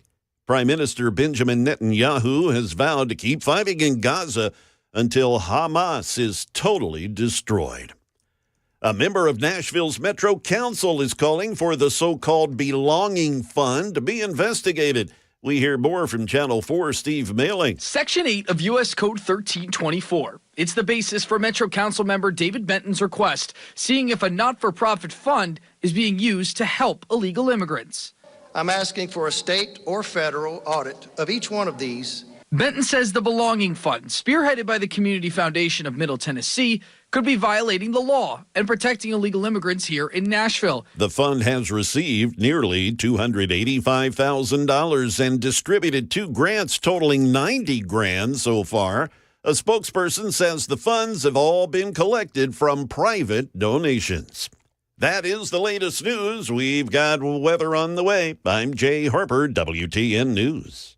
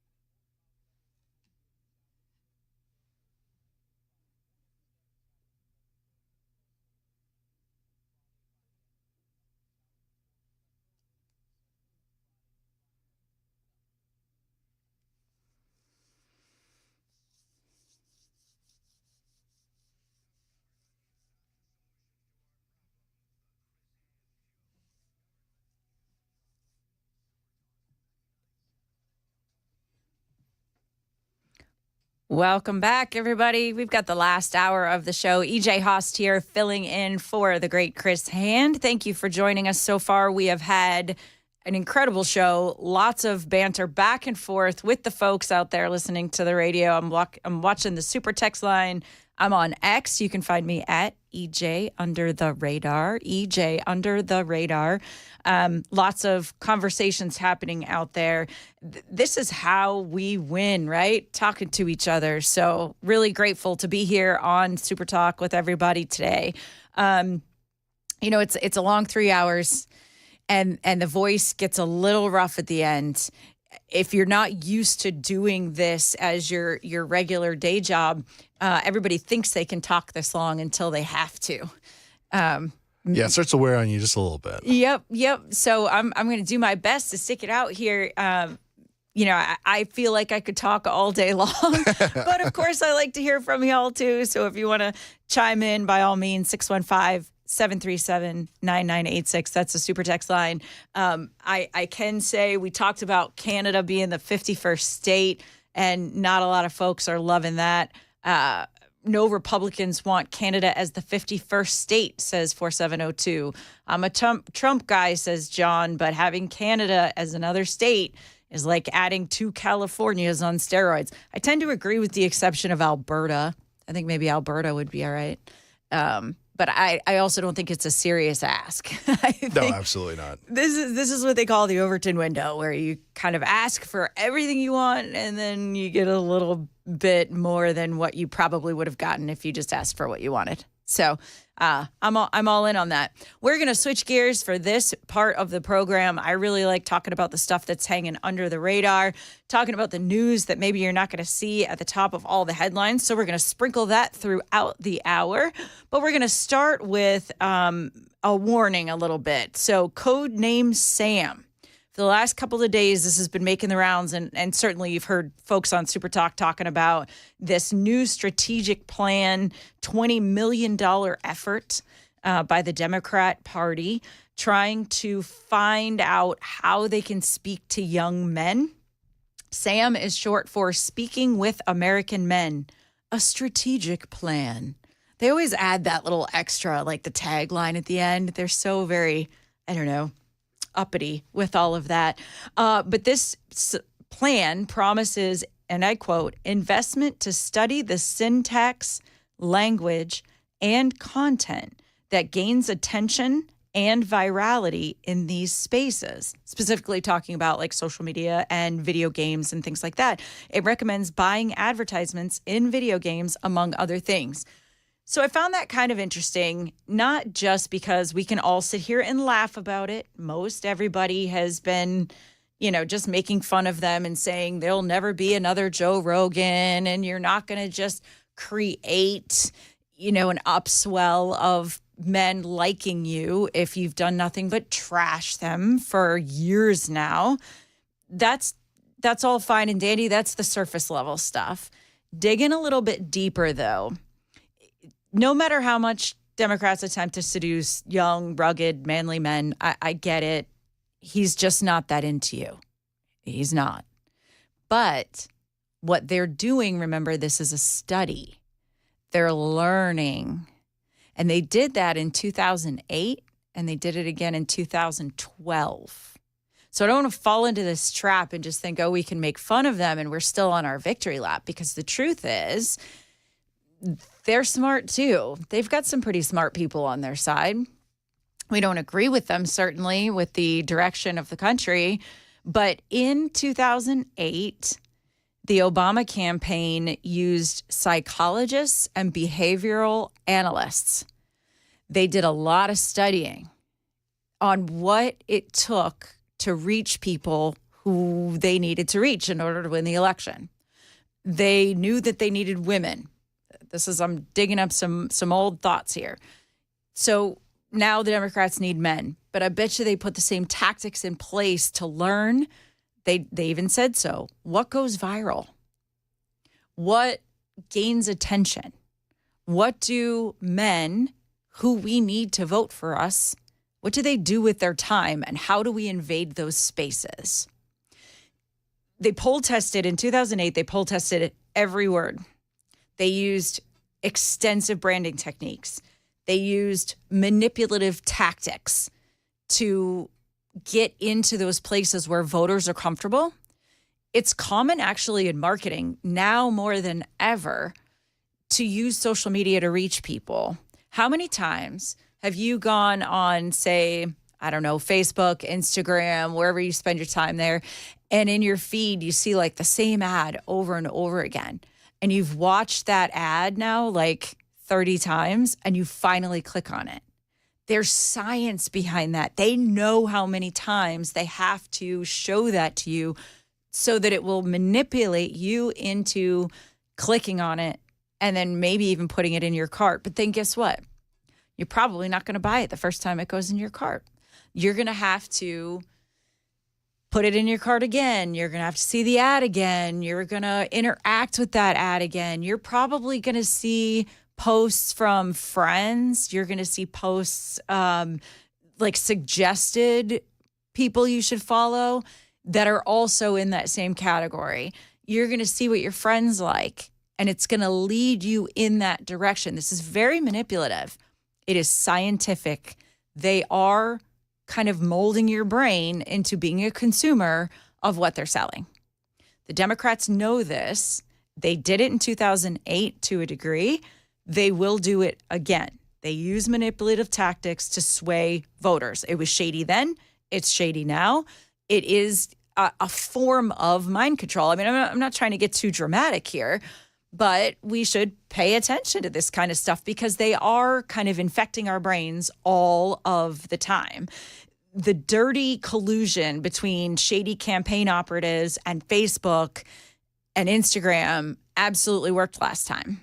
When they implemented these strategies using psychologists to figure out what words resonate with the voter base that they're looking to get. When they used tactics, shady tactics, to analyze behavior and then manipulate their message to mirror that behavior, that worked. They canceled anybody who dared tell a joke or post a meme, remember? It absolutely worked. I have no doubt that they will use those same tactics again. If you dared question Obama's policy and plans, they called you a racist. That was poll tested. If you posted a meme or some sort of a joke online, they knew how to combat you, and they put all of their bots on you. And sometimes the bots were real people. They're bruised right now. They are damaged. But I promise you they will learn and they will come back stronger. So all of this said, I mean, if we ignore this Sam thing at our own peril, right? There was an army of people who manipulated us in 2008 and 2012. Some of us got through it. They used it again in COVID. Now here in Tennessee, you guys were pretty lucky. Just a kind of side note here, just veer off a little bit. In Minnesota, which is where I lived for 12 years. No, I am not from Minnesota, but that is where I lived for 12 years before moving to Tennessee. And we lived through 2020 under Governor Tim Walz and his incredible, I mean, people say draconian tactics. You don't even know what that means. We had neighbors snitching on neighbors in affluent suburban places, like, neighborhoods. Kids would be out playing basketball and the cops called on them. You couldn't go into the city because everything was shut down, and they just let crime run rampant. They also allowed the government of Minnesota use similar tactics, probably unknowingly because they're not very smart people, but they used similar tactics to make sure they shut down anybody who dared question the narrative. That is coming again. So they will find whatever those poll-tested things are that they don't like about Trump or whatever. And by they, I mean what? Young men, rugged men, and men over 65, because those are the groups that this SAM project, Speaking to American Men project, that's who they're trying to reach because they know they have a problem there. That's what they're going to do. They're going to use the behavioral analysis and they're going to manipulate you. Putting it out there. That is absolutely what is going to happen. And I think if we ignore that, we're in trouble. there's companies that fall into this trap too, in their marketing efforts. One thing came to mind with the recent Swiffer commercials, right? Swiffer needs to sell, it's the, handheld mini vacs and floor cleaner. It's kind of handheld mop products. Anyway, their ads recently have been like young men cleaning their floors, which I find to be odd because that's a segment of the population that purchases your product, it's probably not the largest segment. So either you think you've got it in the bag with the large segment of predominantly women of almost all ages buying your Swiffer product, or you're trying to send a different kind of a message. You're trying to do this, I promise I'm part of the, everybody needs to clean their floor movement if there is one. But just, I say all of this so that these marketing tactics are there and have been there for years and years and years. So be aware that this is coming, that it happens in your media, it happens on social media, it happens on television, it happens in TV shows, it happens kind of everywhere. And we really should pay attention to it. They've done it with almost everything. In fact, they did it with the CDC guidelines. Did you know that the food pyramid, was never about what was good for you? Well, yeah, most of us listening to the program probably know that now, but those were poll tested. Where the grains go was based on what the farmers wanted to sell, what we had an abundance of. The school lunch program, another one, where it wasn't actually about feeding kids who were hungry. Way back when the Richard B. Russell Act was created to help farmers sell their products to school districts. Did you know that? Probably not. My point is they use these tactics, these marketing tactics, to reach the people that they want to reach. And they're doing it. Right now, the Trump administration is doing it better, but they're doing it, instead of being shady, they're just being honest. How about that for something? It's easy to speak about things when you believe them. We don't need poll testing and manipulation and everything else to reach male voters, because the America First agenda is in fact reaching male voters organically. Like, we don't have to go out there and try and win over the male voters. We just had to let them know what we were talking about. We had to let them know what our plans are. That's group there, Turning Point. Charlie Kirk's group, I'm sure lots of folks have heard about him. They reach men and women on college campuses, just speaking truth, their truth, our truth, the truth, period. It is saying what is happening in the world, what we wanted out of this last election, and then, moving forward with it, actually creating an agenda and making it all happen. Men like that. They are people who do things. Women too, but because the Democrats are so heavily focused on men, that's why I'm talking about them so much. Men need to accomplish things to feel appreciated. So there you go. I just say it's a warning. Ignore this Sam thing at your own peril. Promised, we're going to get to some more stuff. I've got some clips for you from RFK Jr. I kind of teased that whole CDC guidelines thing, so let's talk about that. Medical publications, maybe those are a thing of the past in their current form. Let's talk about that. When we come back after the break, you are listening to Super Talk 99.7 WTN.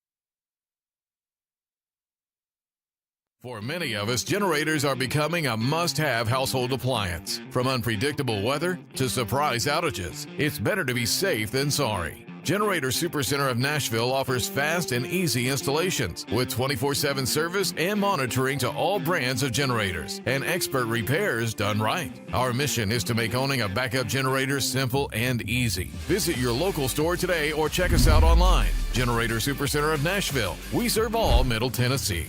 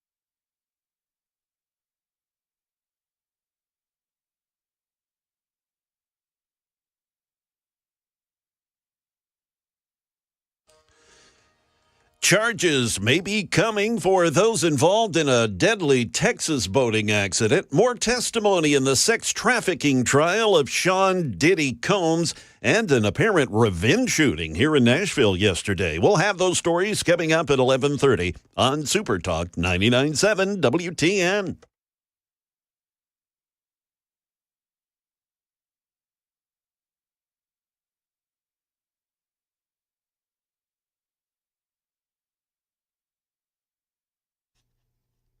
I am EJ Haust, filling in for the day. I'm here till noon. Hope you'll stick around with me. We've got some more fun topics. Promise not to get so deep in the last 35 minutes of the show because why not? Let's do some really positive things. First and foremost on my list of positivity is RFK Jr. Who doesn't love this guy right now? Seriously. This is an unexpected fangirl that I have become over RFK Jr. Obviously, he's Health and Human Services Secretary in the Trump administration, and I didn't expect to really love him as much as I do. I mean, I liked what he was saying about certain stuff, but this is another guy who's getting things done. I mean, really, I think he's among the cabinet members making the biggest and most transformational changes. He's upending the status quo. He's not just making news because he's a Democrat in a Republican administration, but he's upsetting the apple cart, right? Like he's turning things over that have just been kind of staples in our system for a while. Yesterday, RFK Jr. announced the removal of the COVID-19 vaccine from the Centers for Disease Control and Prevention's immunization schedule for healthy children and pregnant women. And with that, the Democrat heads exploded. They were like, oh, Elizabeth Warren freaking out. They're taking away vaccines from people. No, nobody's getting their vaccines taken away from them. What losers. This is all they have is to just spew lies when good things happen. But let's listen to RFK Jr. in his own words, clip 4. Hi, everybody. I'm Robert F. Kennedy Jr., your HHS secretary, and I'm here today with NIH Director Dr. Jay Bhattacharya and FDA Commissioner Dr. Marty Makary. I couldn't be more pleased to announce that as of today, the COVID vaccine for healthy children and healthy pregnant women has been removed from the CDC recommended immunization schedule. Last year, the Biden administration urged healthy children to get yet another COVID shot despite the lack of any clinical data to support the repeat booster strategy in children. That ends today. It's common sense and it's good science. There's no evidence healthy kids need it today, and most countries have stopped recommending it for children. We're now one step closer to realizing President Trump's promise to make America healthy again. Amazing. Let's bring it down because that audio gets a little funky. They're trying to translate because RFK Jr. goes in and out of that clip. But ultimately, let's go to original sources and find out what's actually being done instead of just reading a headline and freaking out or seeing a tweet or something on X and losing your minds over things. Let's just go ahead and listen to what actually happened. So basically what he's saying, and he's standing there side by side with his team saying that they are removing it from the recommended schedule. Now, what that potentially means is there will be insurance implications. There will be pediatric physicians who have been kind of counting on the bonuses they get. Make no mistake, it came out, Blue Cross Blue Shield said if you are following the CDC guidelines as a physician, you get bonuses based on the percentage of your patients that are following those guidelines. It's criminal. Like what they do to get listen, the doctors are doing what the doctors are probably thinking is the right thing to do. Now, I'm not going to disparage all doctors out there, but we know now that they've been given really bad information. They've been given bad data.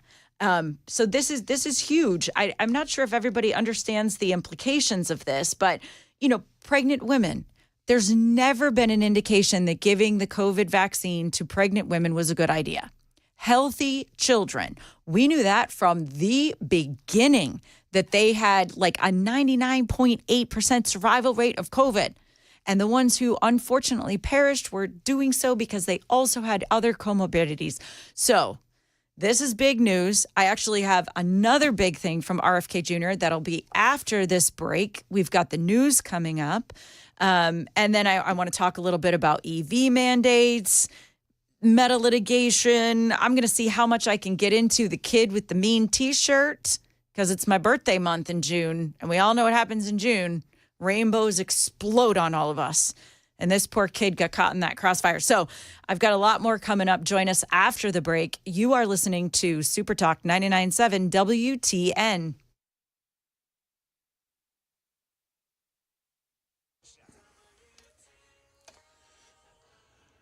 Good morning. It's 11:30. I'm Jay Harper with your top stories. We'll have a weather forecast coming up shortly. The family of an Air Force cadet candidate killed in a boating accident near Dallas, Texas Sunday is planning a funeral for the woman. Meanwhile, ABC's Jim Ryan says that two people charged in her death face possible deportation. Witnesses who saw a jet ski ride over the top of Ava Moore's kayak, killing the 18-year-old, snapped photos of the suspect and turned them over to police, who then published the picture. We received more than 900 tips from the public, which helped us provide a quick resolution for the family. The tips led to the arrest of Daihil and Alejandra Gonzalez and a man accused of helping her to flee from the scene. Joshua Johnson of ICE says the two had entered the country illegally, and now both individuals will have to see an immigration judge who will decide whether they are removed back to Venezuela. Meanwhile, in New York, another day of testimony today in the racketeering and sex trafficking trial of Sean Diddy Combs. Another former assistant is expected to take the stand today after Capricorn Clark yesterday told jurors she was kidnapped twice while working for Combs. ABC's Aaron Katursky outside court in Lower Manhattan details one of those times, according to Clark. Clark testified one of Combs's bodyguards, known as Uncle Paulie, forced her into a dilapidated space at Bad Boy headquarters. She said a very wide, very heavy, chain-smoking man then subjected her to lie detector tests for 5 straight days after Combs suspected her of stealing jewelry he wore at one of his swanky white parties in the Hamptons. If she failed the test, Clark recalled the man telling her, "They're going to throw you in the East River." Meanwhile, back here in Middle Tennessee, a man was charged Tuesday with attempted homicide after he allegedly shot a man who was arrested for shooting him in February. Officers were called to South Nashville on May 23rd after a man was shot on the sidewalk. The 43-year-old victim told authorities he had arrived at a cookout with his girlfriend and young daughter when he heard some people shouting. Then 6 to 7 gunshots rang out. He was taken to Vanderbilt University Medical Center with a bullet wound to his right leg and a shattered femur. At the scene, police located 9mm cartridge casings, 2 bullet fragments, and a projectile. Now, according to officials, the suspect was identified by the victim as 34-year-old Gerald Page. The victim in Friday's shooting was charged earlier this year for shooting Page in February. Channel 2 here in Nashville previously reported that the 43-year-old was arrested in Murfreesboro on March 19th and admitted his involvement in the shooting. Page was charged with 4 felonies following the shooting and remains in jail on $150,000 bond. That is the latest news. Weather is on the way. I'm Jay Harper, WTN News.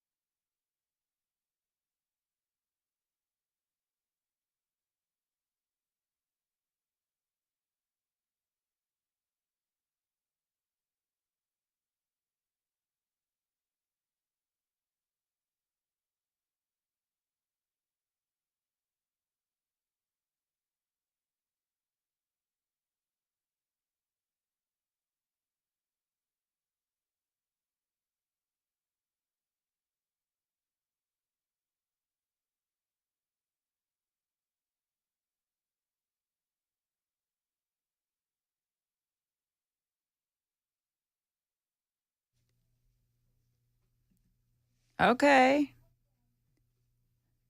Dropping the beats here today on the Chris Hand Show. I am EJ Haust, filling in for Chris Hand. We have just a short period of time left together today. I hope you'll go follow me on X at EJ Under the Radar. I like finding the news stories and clips that don't always make all the top headlines. I've got another one for you here, too. RFK Jr. making waves, still doing some really terrific things. He's obviously made a big announcement about the CDC guidelines yesterday as it relates to COVID vaccines and the CDC vaccination schedule. The implications on that are going to be pretty huge. I mean, he's not just like saying stuff and then hoping some things will stop. Like, he's actually changing things throughout the country. So in our medical system, our CDC, all of it, it's pretty impressive. He also has something to say about the Lancet, New England Journal of Medicine, JAMA, that's the Journal of American Medical Association. And I want to hear this clip, and we'll have a response for it. Do you have that, Mason? Oh, we're probably going to stop publishing in the Lancet, New England Journal of Medicine, JAMA, and those other journals because they're all corrupt. Mm-hmm. And even the heads of those journals, like Marsh Angle, who for 20 years was the head of the New England Journal of Medicine, says that we no longer are a science journal. We are a vessel for pharmaceutical propaganda. No kidding. Because they control the journals. They buy the preprints, right? Which is, and they find out if you want to publish in a journal, you have to pay $10,000 to get the study published. And so what we're going to do is change the system and say you can't. Richard Horton, who was the head of the Lancet, mm-hmm. who really disgraced himself during COVID with the Lancet letter and all this. I remember. But he says the same thing. He says, we are no longer science journals. We are about promoting pharmaceutical products, and that's what we do. So unless these journals change dramatically, we are going to stop NIH scientists from publishing there, and we're going to create our own journals in-house in each of the institutes. And they will become the preeminent journals. And they're going to become the preeminent journals. Yeah, that's incredible. It doesn't seem like a big deal. Okay, so we're not going to spend a bunch of money to print propaganda. We're not going to let pharmaceutical companies, they're not just ads. They print the articles. They sponsor articles. My mom always said, follow the money and you'll find the agenda.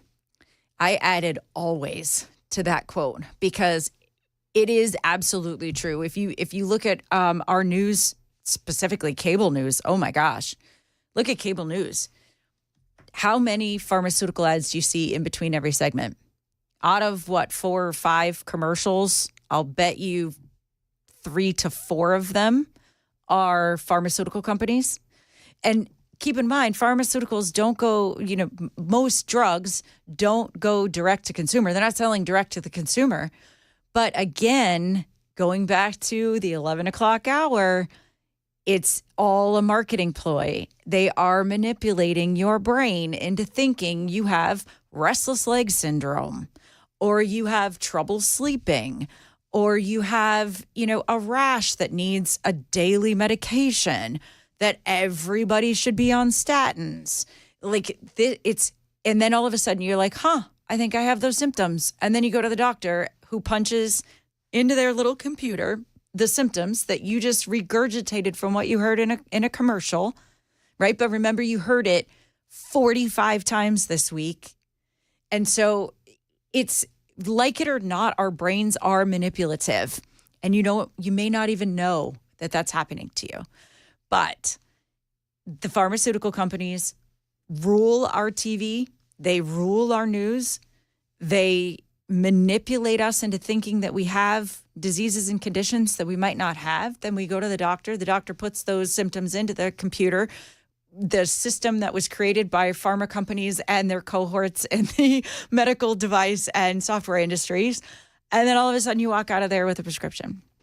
So if you don't think that all of that is a planned activity, like a planned system, I've got a bridge to sell you. So Anywho, I say all of that because I do think that what RFK Jr. doing, what he's doing is really awesome.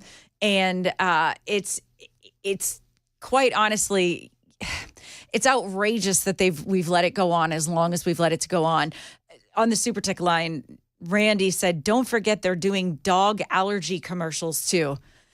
You know, something with allergies. I just read, and I don't have all of the data on it yet. I don't have a citation, but I read an article about pharmaceutical companies who produce allergy medicine donating plants and bushes to public parks so that people will then need their product. Let's do a little research and find out how true that is. I'm going to do it. I'm going to put it on X. Follow me at EJ Under the Radar. I'm going to do a little research and find it because now the dog allergy thing has me thinking about it. But yes, it's follow the money. All right. So we actually have, switching gears here real quick, we have some breaking news, and this audience might have something to do with it. What do I mean by that? Breaking, the White House will be sending DOGE cuts requests to Congress next week amid, quote, online pressure campaign per Politico. So this is people on X, people on Truth, people maybe Facebook or Instagram, basically telling not only the Trump administration, but probably all of Congress too, saying, hey, get off your tush. It's time we get some of this stuff done. And I think that's pretty incredible. So let's go. You do have a voice. Make it be heard, because that's what this is all about, right? The House of Representatives, attention, Thomas Massey, is supposed to be the voice of the people. And then, of course, the Senate was never really supposed to be a direct vote anyway. That is a topic for another day. It has everything to do with the 17th Amendment, and I'm not a fan. Repeal the 17th. Okay.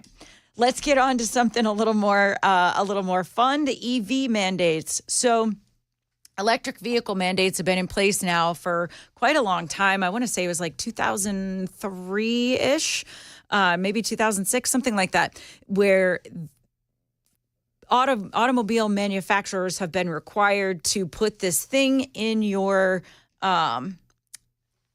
Well, okay, there's two different things. So the electric vehicle mandates are part of an overall global warming, climate change. We're going to save the planet by taking away all the really fun features of your vehicles.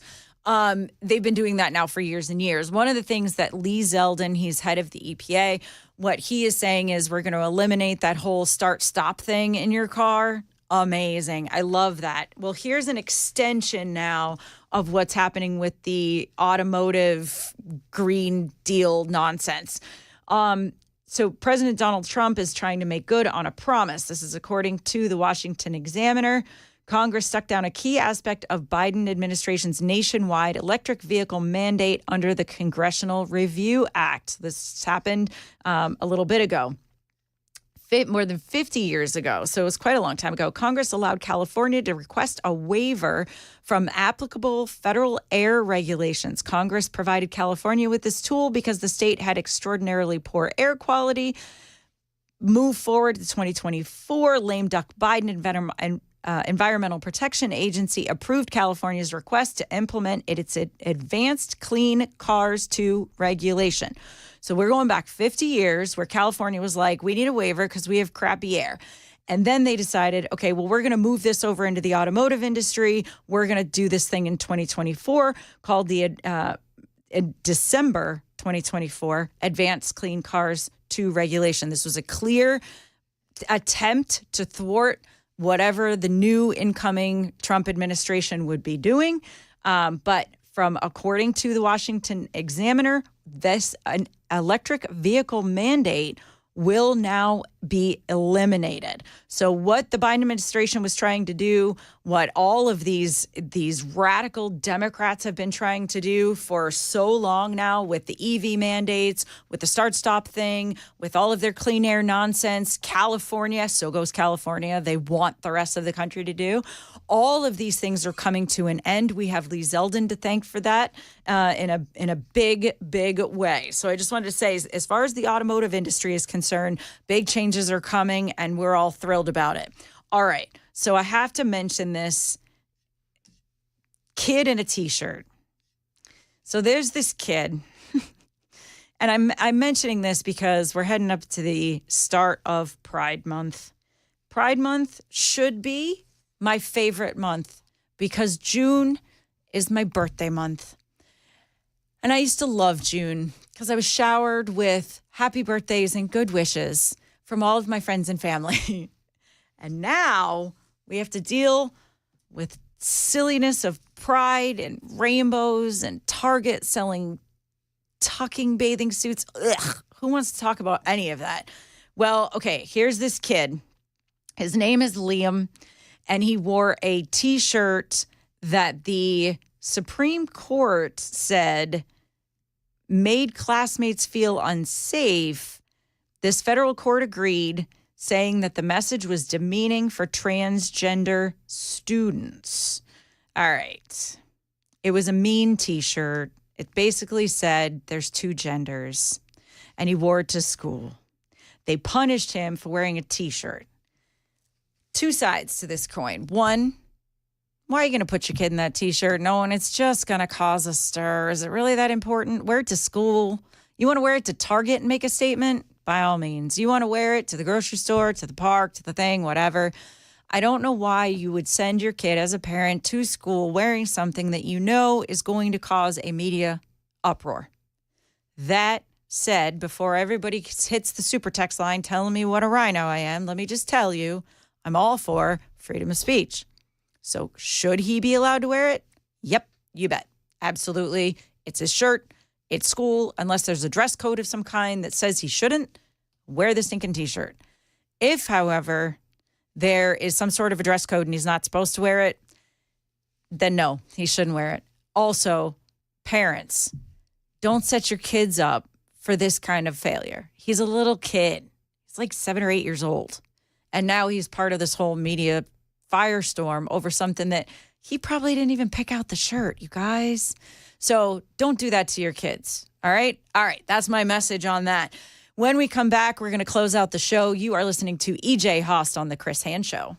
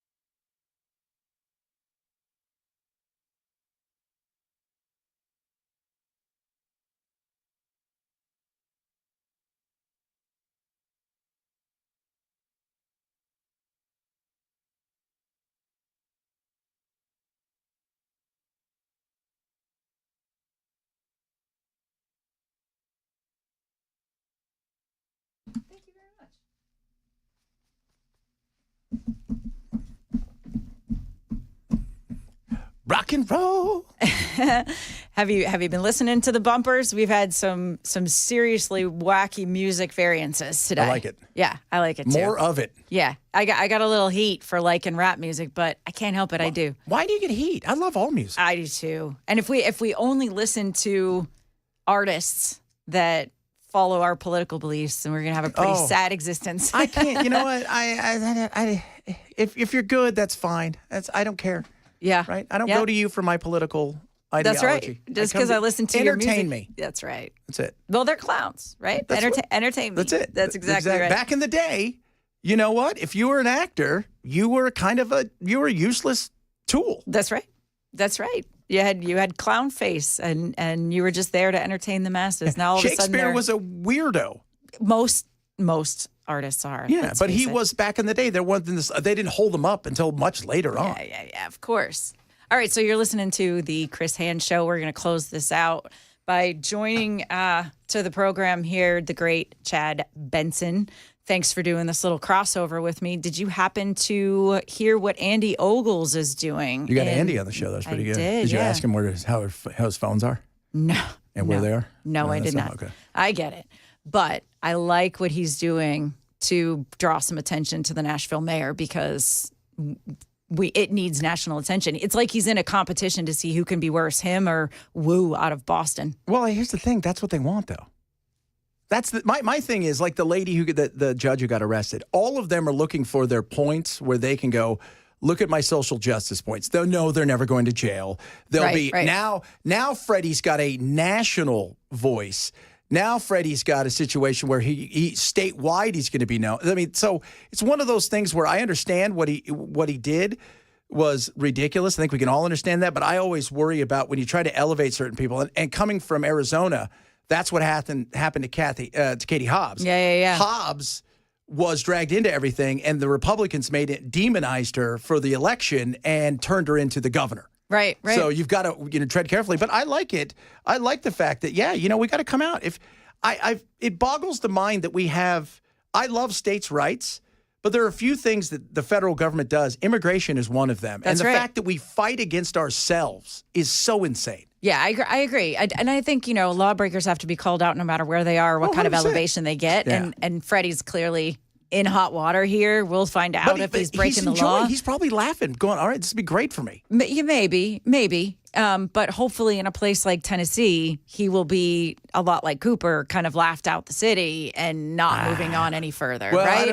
I don't think if he was in another place in the state, maybe, I don't think he'll be laughed out of Nashville, though. Yeah, well, I mean, here's hoping. I mean, he's so worked up on the smart city stuff and the bicycle lanes. He should be laughed out for the stupid choo-choo train. Right. What is with Democrats and 18th century technology? I'm not sure.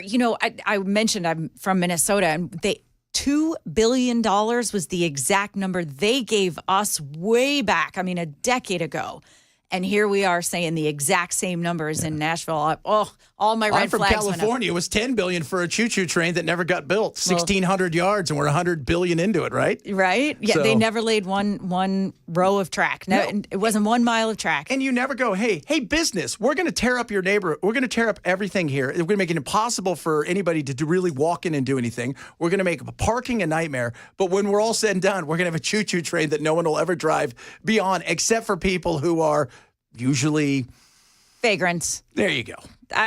To put it as nicely as possible, nicely right? As possible. But who doesn't love the artwork on the side of trains? And I'm not talking about the advertising. I'm talking about the graffiti. That's what we have looking forward to. That's what we have. But I like what Andy did, by the way. I do. Yeah, I do. He's at times I think he's a bit much. Obviously, I think he's got himself in a bit of hot water, like Trump needs a third. He's doing everything he can. It's like if they're giving a Chrisley's a pardon, he should get him a pardon. Oh my goodness. You know what? I'm not even going to follow it because that's reality TV stuff, and my brain doesn't have time for all that. It's so hilarious, though. I know. All right, so I filled in for Chris Ann. Did very well. I got to give big props and thanks to Mason behind the glass. Thank you, sir. He's very Thank very you to the good news folks. Thank you to the whole crew, and I appreciate being on the show here. Everybody follow me at EJ Under the Radar. Chad Benson up next on Super Talk 99.7 WTN.